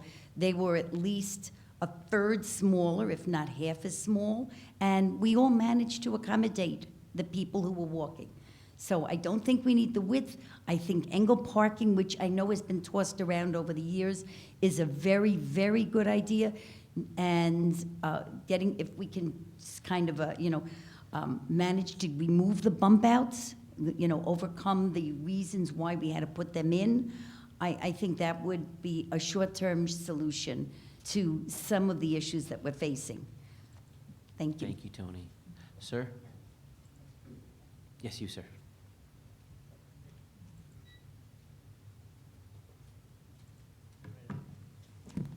Council people, thank you for having this forum tonight, this workshop at this public meeting. So my name is Michael Kladsky from Teaneck. We have a lot of information from the professionals from the town tonight. We have a lot of information that I've heard from all of you, from our fellow residents, business owners, and so on. And I think there's a common theme here, which was the notion that we want to make Cedar Lane a place where people want to go. Simply having spots, no empty storefronts isn't relevant when you have, a blood work laboratory as your storefront. No one wants to go there. It's a dead storefront. It attracts people who have appointments. It attracts people with appointments and no one else. Same thing for basically all the medical uses on Cedar Lane. We have venue uses on Cedar Lane that are closed to the general public the entire day unless someone's an invitee or a potential customer of a venue, like a place like Rain, for example. It just doesn't generate any traffic. There's no place there. And this is a challenge that every single planner and every single main street that is competing with the shopping center deals with. And I don't envy the position that any of you have. It's not going to be easy. There's a saying that basically all the planners around New York and New Jersey say, which is that your retail is going to be subsidized by the apartments on top or nearby. If you go to the plaza, that's what happens. That's what we see, right? We see all these customers from all those apartments. They all go there, and they're essentially subsidizing the main street on West Englewood Avenue and Queen Anne Road. We will never, ever have enough parking for people who don't live there. People, when I say that, the people who live across town. It'll never be easier to go to Cedar Lane than it is to go to Bergen Town Center. It's never gonna happen. We can build a 50-story parking garage that's subsidized and free. We'll even give out free sandwiches if you park there, which is never gonna happen. It's infinitely easier to go to Bergen Town Center than it is to go to Cedar Lane. It has to be a place. It has to be an amazing place that we wanna be at. And Mr. Ash spoke about experiential things in addition to retail. But every single one of those places has apartments. There's the apartments, the housing, the townhouses, the density subsidizes those uses. Think about all the places you guys go to. Are you going to downtown Hackensack unless you're working there or already live there? People do, I do. I walk across the bridge to FDU and I walk through here because I like to get my steps in it late at night, but I don't think most of us do that. Englewood has a lot of people working there in the downtown. We don't have businesses on the second, we have some, but we don't have a lot, not like Englewood does. And it's a big question. I think that you should prohibit all medical and office uses on the first floor of Cedar Lane. It's something that's gonna be a tough decision because you're gonna push places out of business, but they belong on the second floors. They don't really belong on the first floors. And there's a lot to talk about. I don't really wanna take up more time, but thanks for listening. Thank Have you, a good Mr. night. Klatsky. Ma'am?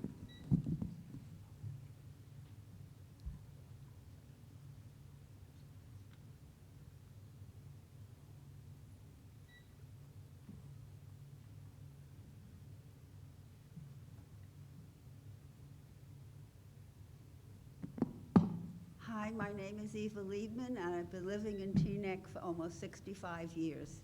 When I moved to Teaneck, Cedar Lane was very different. It was vibrant, it was busy, but from what I gather, parking is a big problem. But has any research really been done to prove that it's parking that is making Cedar Lane not the community we want it to be? Or is it the quality of the stores and what kind of stores are there?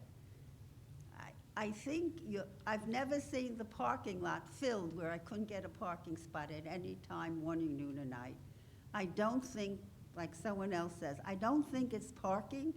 I think maybe there's something to be looked at in terms of what is Cedar Lane offering that make people not want to go there. That's my first thing. My other thing is I'm very disappointed that you picked this venue. When we met in Teaneck, we had over 65 people at the meeting. Meeting here, it's virtually empty. And I think it was more important to have more citizens of Teaneck here than to see the 2 slides, which we already have seen and we have on paper. One other thing. You cite Metuchen as an example of good redevelopment. But when I looked at the map and you explained it, I didn't see where the development affected any one-family houses. The one-family houses seem to be not adjacent to the development that you put up. So I think that's the difference between Teaneck and Metuchen. The fact that building what you want to build will affect one-family homes who live in the area. The other thing is, does Metuchen have a park or a senior center? We have the Rhoda Center, we have Voti Park, we've had concerts, we've had fairs. People gather just to picnic at the park. They go to the Rhoda Center for all kinds of activities that bring the community together. Does Metuchen have those things? Do you know? He'll answer questions at the end of Good and Welfare, ma'am. We Pardon? can't, Ms. Liebman, we can't go back and forth. Okay, so I'm just saying, I don't think Metuchen has a senior center, and I don't think Metuchen has a park like Voti Park that does bring the community together for sports, for fairs, for concerts, for playgrounds, activities, what have you. I also think we ought to look at why people are not going to Cedar Lane, and I don't think it's parking. I think it's the quality of the stores and what kind of stores we have there. Thank you. Thank you, Ms. Liebman. Mr. Yuck?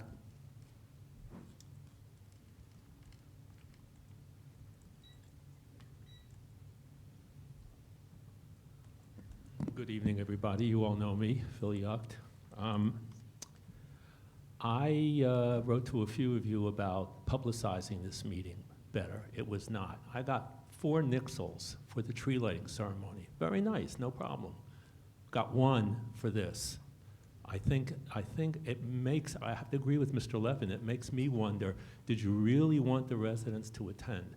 We have a lot of richness in our town.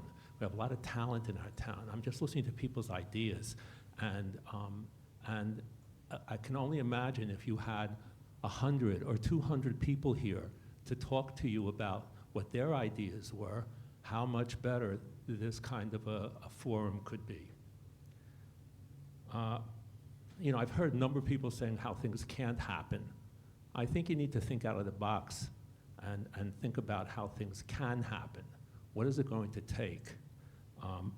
What is it going to take to actually draw the owners of those buildings on Cedar Lane in to meet? What's going to be their incentive? I own a small office building. I've owned it for about 4 years. I put solar panels on my building recently. They were very expensive, but the savings were incentive enough for me to re-roof the building and buy the solar panels. And now, several years later, I've broken even, and I make money by providing electricity into the grid. That's a small example. It's not the same as a multi-million-dollar project, but it's the same concept. It's if there's an incentive to do something, a building owner will consider it. If they're going to make money out of it, they'll consider it. They might have to put money out at the beginning, but if the return is going to be good, they're going to do it. So, but Mr. Schwartz, I thought the parking lots were underutilized. Are they? If so, then parking is not the issue. Why build a parking garage that people will not use and certainly nobody in my area wants? I've never parked in the parking garages in Englewood or in Ridgewood, and I've gone there quite often. Look at towns like ours in New Jersey, not only in New Jersey, but in other areas. I've been in towns in New York that have vibrant main streets, busy, vibrant main streets that are attractive and make people want to go to them. So I think you need to look further, not Hackensack. Hackensack is not Teaneck. Bergenfield is pretty depressed looking, even more so than Teaneck. They have a big job ahead of them. So I think you just need to sort of begin to broaden your horizons and look a little further. Thank you. Thank you, Phil. Mr. Berliner?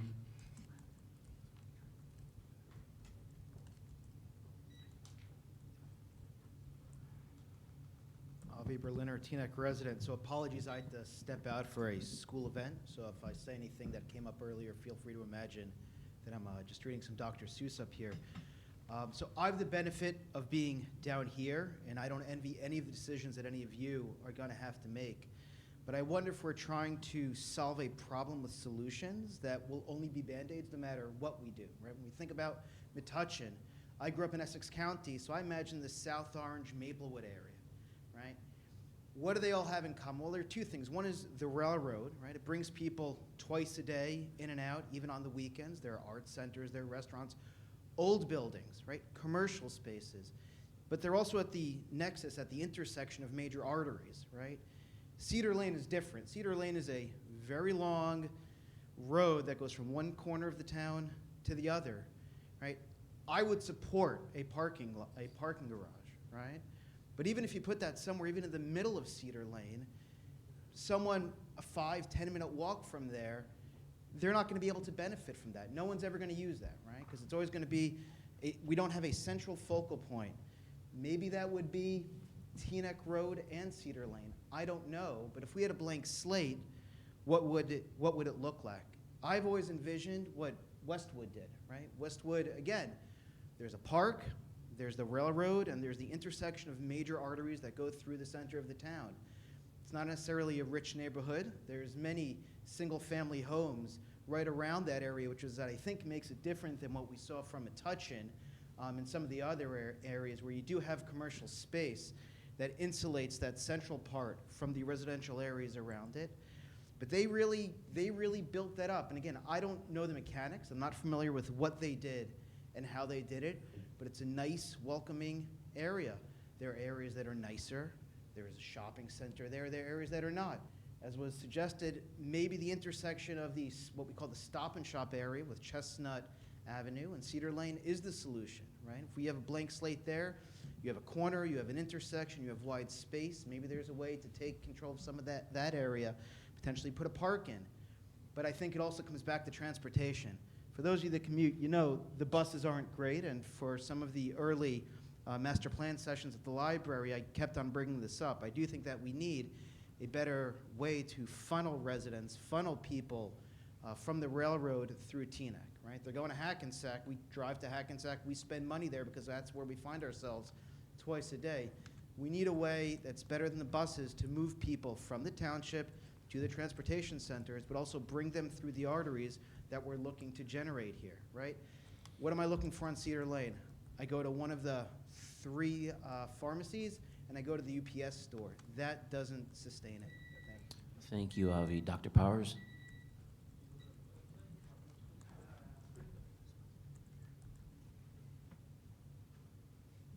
Ditto on this location in Hackensack, inappropriate. I'm interested in knowing how many members of this council and also of the planning board, which of course is going to be responsible for the master plan, you folks are not. And I'm wondering how many of you have actually spent time, particularly with the land use element of the 2007 master plan, and particularly as it relates to all the issues addressed at 3 different places in the master plan about Cedar Lane. And the question I would ask, if we're getting ready to try to figure out what to do with the master plan and how to get Cedar Lane going, it would be, what is it that was wrong or right about the master plan? And did you as a council follow through with the zoning that would have been consistent with what was asked for there? There's been no discussion of that. And without that history, I think you're flying blind. Second place where I think we're all flying blind, or at least those of us who weren't, or you weren't, part of the council. What in the world was that settlement about at Stop and Shop? It was a very specific suit that somehow got spread and addressed 2 huge areas of ANR, one of which was actually begun apparently in response to what was going on in the suit on ALD. Who in the world made that settlement part of what it is that this township agreed to on the 20th of September and has locked you folks in?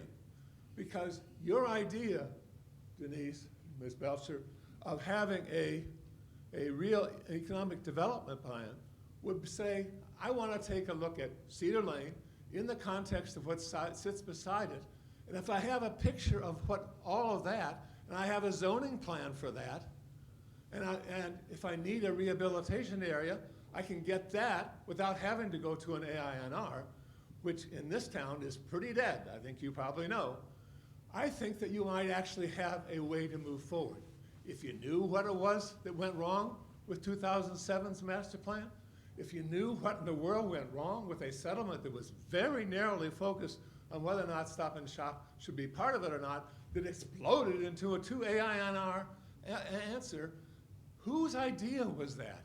And who was guiding that? Was that Crossroads guiding that process all the way through?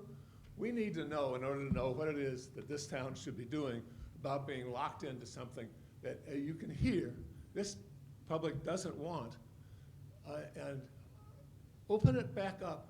Go for an economic development plan that takes all that area into account, and you'll be on a path. Thank you, Dr. to getting Powers. this resolved. Thank you. Sorry, Mr. Vatsky, you already spoke. Sir?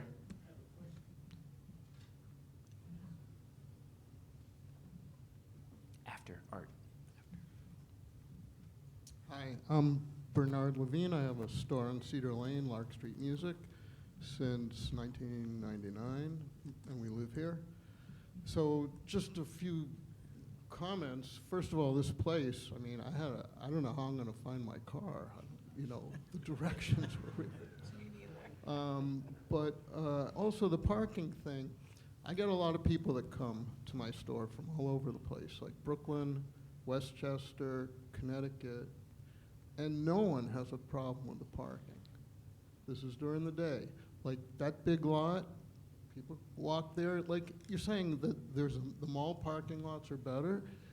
How long do you, it's not any better. You don't have to walk a shorter amount of time, from a car to Macy's. It's always going to be a trek. As far as like input, the merchants on Cedar Lane are ignored. There's the Cedar Lane Business District that does not have open meetings, that decides stuff without ever polling us. I didn't even know about this meeting. Like, what are they doing? They do the street fair, which needs to be upgraded. Like Teaneck, if you want to make it into a Ridgefield or something, we need some better vendors. We need like antique dealers, more arts and crafts people. I think there's a way to go. Like Nyack has, I don't think I've ever been there, but supposedly they have a really flourishing street fair. So I think, I have to say, and being in public here, I am the grouch. The blueberry pie eating contest, I don't want to have to bring it up today, but it's one of the most disgusting things that we have. Of course, the business district says it's the most popular event, but that's getting off the track. Anyway, I think more input by the business people might help. And as far as parking, I haven't paid attention to all this discussion before, so I don't really know, but a parking garage seems like a really bad idea. Thank you, sir. Ma'am?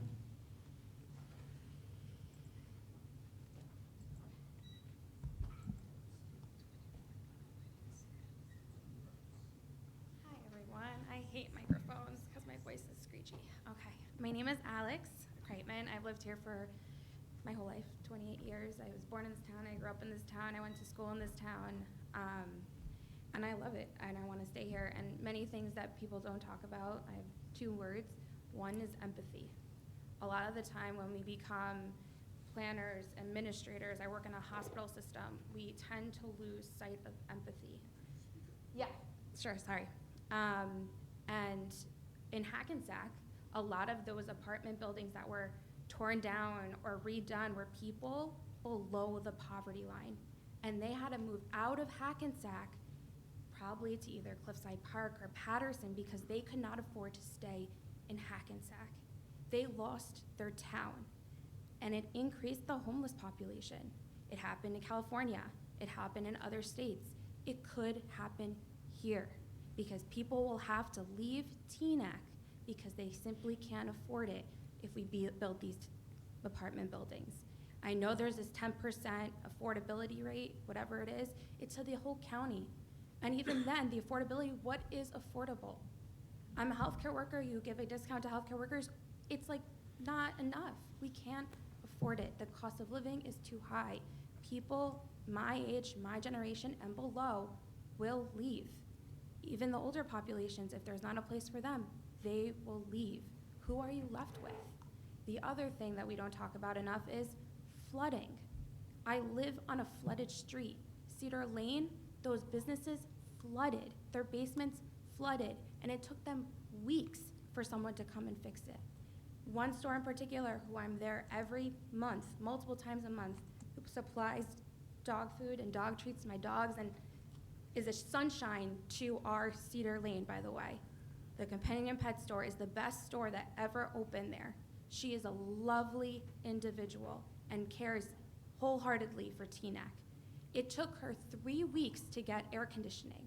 Her store was burning, and she stood there with a fan all day waiting for customers to make a living after she called her landlord multiple times. And then when, in the wintertime, when the heater breaks, she stands in the freezing cold and waits 3 weeks again for it to work. The people who work there are not being heard. And yeah, they're not here tonight, but that's because they're working their butts off trying to make a living. And yes, there's a Zoom, and I'm sorry, yeah, it was really hard to even get to this room. Thought I was gonna get lost and had to turn around. Parking was fine, that was not a big deal, but the room itself is twist around. So I beg everyone to think first about empathy and how everyone in the town feels, about people who can't afford to live here feel, the people who might end up on the streets feel, who have to move back to their parents if they have them to lean on. Think about that. Thank you, ma'am. Anybody else, ma'am?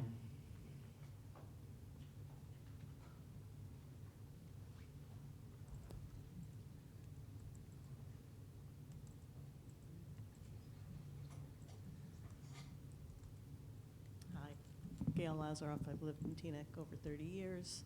A couple of things that really stood out. Sure. A couple of things that really stood out to me.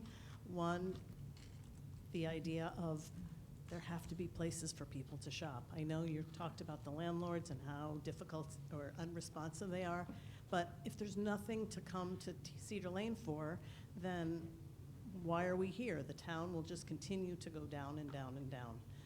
The other thing has to, with parking, there is all the parking there. We do have things that are in the parking lots. I don't really understand how it is that we need to think about more parking when, as has been mentioned in other meetings, about the underutilized parking. And finally, when I think about Metuchen, looks like a wonderful place, looks like there's a lot going on there, but as somebody pointed out, that development is away from the local community. In Metuchen, it's right on the railroad tracks. It's not there where, right across the street from somebody's home. And so if you have a community where you can take that space and do that development without impacting, somebody's second floor window, that's one thing. But that quality of life for the people who still live here in Teaneck and want to stay here in Teaneck has to be considered. But as much as anything, we need places to shop. We need a reason for people to come to Teaneck to shop. And as you mentioned before, people will go to other stores. If there's a place to come here, like thank goodness we have Lark Street, because that's a destination for people. We need more destinations where, like, oh, I'm gonna go to Teaneck. Now that there's no Bischoffs, we need more businesses for people to come to, for people to decide to come to Teaneck rather than somewhere else. Thanks. Thank you, Ms. Lazaroff. Sir?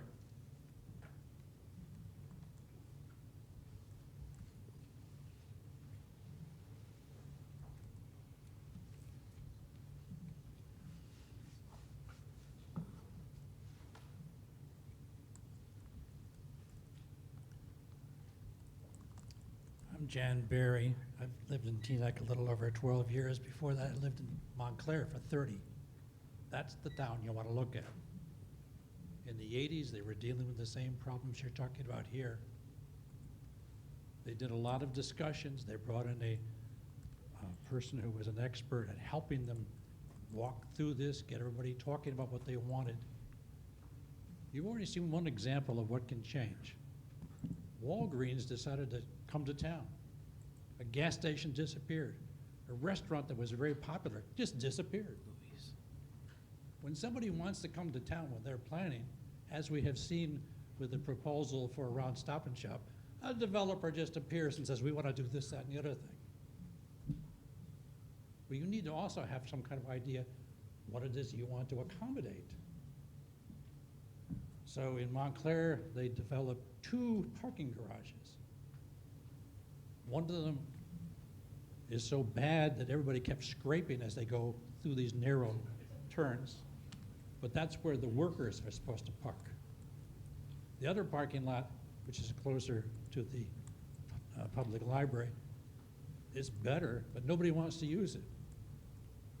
And whenever I go back to Montclair, and it's usually because of the restaurants or some interesting activity, I know where to park on the streets, even in a place that's very busy and offers these parking lots. But most of us, in New Jersey at least, try to stay out of those kinds of situations and then try to figure out the street parking. I would really take a close look at what it is that Montclair went through as a process You may not like all of what they have done, but they got rid of the car dealerships on their main street, which is Bloomfield Avenue. They redesigned the railroad station into a shopping area that now has reached a point at which they decided to need to add housing to that landscape. But they've gone through various processes in which they've had long conversations involving all sorts of people. And I loved hearing what you heard from just 2 examples of people who have stores in town. What is it that works for them, and what do they bring to this discussion? Thank you. Thank you, Mr. Barry. Mr. Govan?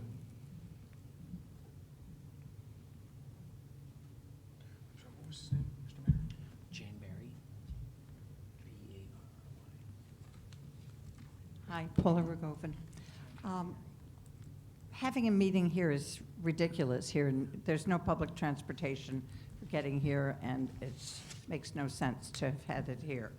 So I hope you'll have the next meeting in Teaneck, where we live. Somebody talked about having high-end stores on Cedar Lane. We don't want, I'll speak for myself, I don't want to see high-end stores. The cost of living is already so high, so I don't think people are looking to go to kind of fancy stores on Cedar Lane. It's not going to attract people. We certainly don't want a parking garage. We have municipal lots on either side of Cedar Lane. Those are our municipal parking lots. We don't want them turned into 5 or 6-story apartment buildings. Again, I'll say from all of the area associations, the Coalition of Teaneck Neighborhood Associations, Associations for Better Teaneck, we don't want AINRs, we don't want development on Cedar Lane without coordinating with, we don't want development off of Cedar Lane or Teaneck Road that doesn't deal also with the businesses on those main streets. As people have said, we already have a beautiful area in Votey Park where we can have concerts and other activities. We have the Rhoda Center, and we have parks all over Teaneck, and many of them are just really wonderful. I could make a suggestion that if we want to get more people to Cedar Lane now, right away, an inexpensive suggestion, put some bike racks over in the municipal lots. Have more bike lanes so people can bike to Cedar Lane. There's going to be a new ice cream store coming soon, I hear. Is that true? Yeah?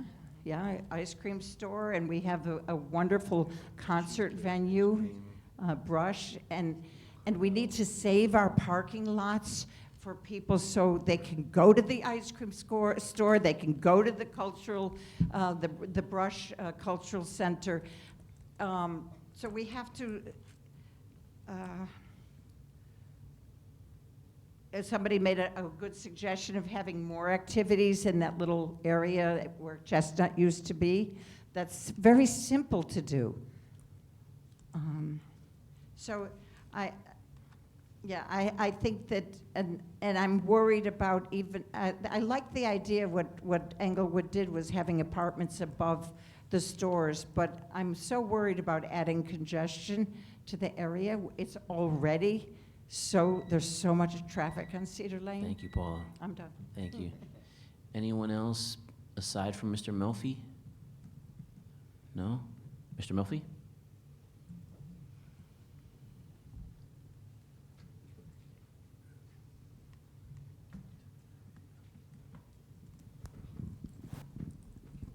I'm not kind of speaking for the town, kind of speaking for myself. I'll go over a couple of quick points. In regards to your buses, so when we did the development on Teaneck Road for BNE, one of the first things they did was ask us for if we can get additional bus routes and people. Port Authority came back to us, now this is probably about 4 or 5 years ago, and came back and says, We can't buy buses, we have no place to park them, and we can't hire any more help because they couldn't find it. I'm sure we'd love to get some additional bus routes, but as of a while ago, we weren't able to get that. So I'm just going to hit a couple of points. And I'm not management, this is just a little old me as the zoning guy. Maybe speaking for these people, maybe not. The affordable housing, I got to tell you, I'm pretty proud of Teaneck. When I came here in 2006, it was the only town that mandated 10% set aside for affordable houses. At that time, everybody was doing the buyouts where you can buy your way into some of the, be it Patterson, Camden, Newark, Jersey City, wherever it was. Teaneck was the only town I knew of back in '06 that had the buy-in. Right now, it's 15%. If it's rental, it's 20% if you're buying. In regards to the parking, especially on State Street, when we reevaluated the parking requirements, we lowered the parking requirements in regards for apartments and what they needed for parking spaces. One of the applications we just passed, not only did we lower the parking, we got the private developer to put parking in his building for the town.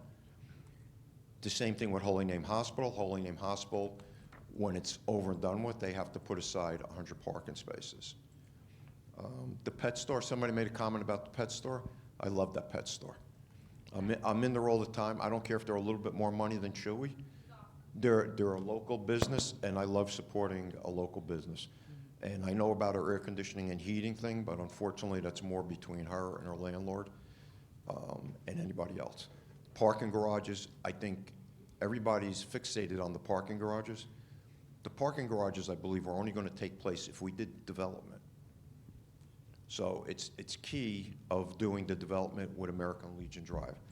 And like anybody else, it's like, show me the money, meaning the old landlords on Cedar Lane. Show me the money in regards to let us do some development on American Legion Drive, whatever it may be. It's changing as we go along. But I think as the landlords on Cedar Lane, personal opinion, see the town that's willing to spend the money to improve a certain area, it'll outgrow from there. Also, we've worked with Bergen County. There's a 17-page resource booklet that I give out to every brand new business that comes into town. And it lists to the point where they can get help from students from Bergen Community College. It tells them where they can get loans. And it's very helpful for them starting a new business. This was never done before. We worked together with Bergen County. And like I said, this goes out to every business that goes out. And I've gotten nothing but a lot of good comments because it's a good guideline of where they could get things from the county to state and the federal government. No. Sorry, Good and Welfare, are you done, Dan? That's it. All right, thank you, Dan. Thank you. Good and Welfare is done. Mr. Schwartz, would you like to start us off, sir? I would. First of all, thank you for everyone that's came out. Don't believe I'm going to say this, but I actually significantly agree with a lot that was said tonight regarding if I understood correctly, the desire to keep the existing parking and not add on to the existing parking.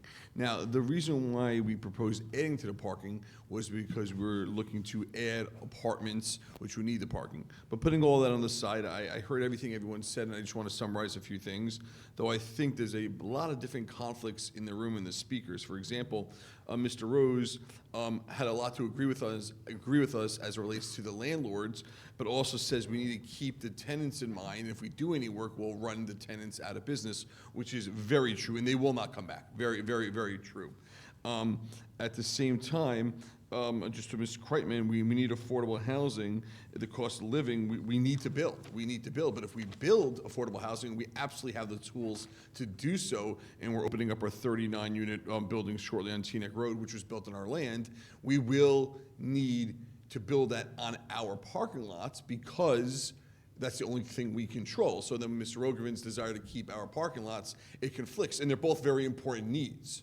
So I did write those both down, and those are obviously both something I've been working on for years, and I love affordable housing. Ms. Nawitz, as a member of the ambulance corps, I beg, please, we cannot have angle parking. There would just be accidents after accidents after accidents. You rightfully said people can't parallel park, 100% correct.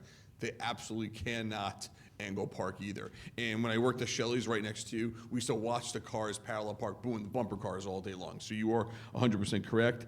I don't know if making these sidewalks narrower is going to really work, but again, took it into consideration and heard everything you said. Again, Mrs. Liebman, the no need for parking. There was a lot of comments about that, so it was definitely very, interesting, regardless of whether or not we're in Hackensack or Teaneck, and I heard that comment. I appreciate everyone coming out tonight. Did take a lot away from this. Dr. Powers, I do know the 2000 land use work because I wrote it with your wife. So while you were out in the bars every night, we were working on this. So definitely heard it back in 2007, some very late nights. I loved Buzz Levine. Did he leave already? He's there. Hi. Welcome to your almost 25th year. I remember the weekend you moved in. I believe it was from Albany, actually. And thank you for saying that. And Mr. Klatsky always says that. You can park. You just have to be able to walk 100 feet away. We can't. No one in this country has a right to park right in front of every store. That's not a right in America. It's not in the Bill of Rights. So again, everyone, thank you for coming out, and we continue hearing this. You may think it was not well attended. You may think it was out of the area for whatever reason we're here. They couldn't accommodate us on the other side of the river, but thank you again very much. Thank you, Mr. Schwartz. Ms. Belcher? Okay, I want to also thank my neighbors for, coming out. I apologize for the venue.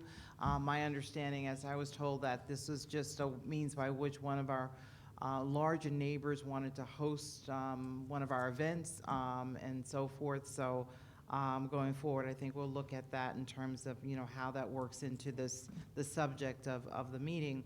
I'd like to really just reiterate that I think that it's important that we utilize resources that can help us in this economic development of our Cedar Lane, of our downtown. I think it's not just brick and mortar, it's not just real estate, it is truly economic development. I think we need to really tap entities like the New Jersey Economic Development Authority. We need to tap HUD. We need to tap, federal government, state government funds, and so forth. I think planning and development of a retail specialist, and I think I heard someone mention this. There are retail specialists that can come in and talk about when there are openings in towns, when there are vacancies, what are the best type of tenants to have consistency and rhyme or reason in terms of selecting types of tenants. There are retail conferences too. I mean, there are retail conferences that are held in Atlantic City, different places where you literally go and you meet potential retailers that might be interested in a particular town that has the demographics that we have. And I think we certainly should look at those types of options. I think Montclair is a great example, Mr. Barry, about a downtown area that is similar to our town. I think we need to develop a comprehensive plan to include a private and public partnership, an analysis of the types of stores, the transportation options. I often think that maybe, and not just thinking about parking, but thinking about shuttle buses that shuttle between all 4 of our shopping districts. So if you're in the plaza area, where I live close to, if I wanted to hop a bus over to Cedar Lane, I could just simply know that there's a rotating bus that goes throughout the town. I think we need to be visionaries. I think we need to incentivize our Cedar Lane business owners to get to the table. And to the point that was made earlier, I believe, Mr. Ravine, you made the point of saying that you didn't know about the different things that are happening for merchants. What are some of the meetings that are being held? Surveying business owners, finding out from them what are they interested in, getting them to the table. They are the stakeholders. So we can't just throw our hands up and say, oh, they don't show up. You have to keep engaging them to see what do they want, what is important to them, what do they want to see. So I don't think parking is the problem. I really don't. I think the master plan is an important component, but we must assemble the stakeholders. I think lastly that affordable housing is important, and I agree with Dan that's in saying that we have assembled for the first time a subcommittee on affordable housing. We are addressing affordable housing by an ADU ordinance. That's huge. That is saying something. And I think that we're trying to solve for the fact that we don't want our young people to leave town. We don't want our seniors to leave town. We want to figure it out, and by having forums like this to have this type of discussion. So I thank you all for coming out tonight. Thank you, Ms. Pelcher. Ms. G? I'll keep it short and sweet. I want to thank my colleagues for sharing all this information. I'm not on the zoning subcommittee, so some of this was new to me. I want to thank our partners for sharing their insights as well. And of course, I want to thank all of you. So many great ideas from this group. One that really stuck out to me was the idea of using that space that already exists in Cedar Lane. It's almost like a courtyard. I've seen it used before in the past, but we don't do so consistently. Such a great idea. It won't take a lot of investment to see, could we be doing things right now to draw folks to our downtown? So I just want to say thank you for sharing your ideas. I think we should continue to have, this wasn't officially a forum, it was a workshop meeting, but I think an idea, maybe there should be a forum to get more input from others.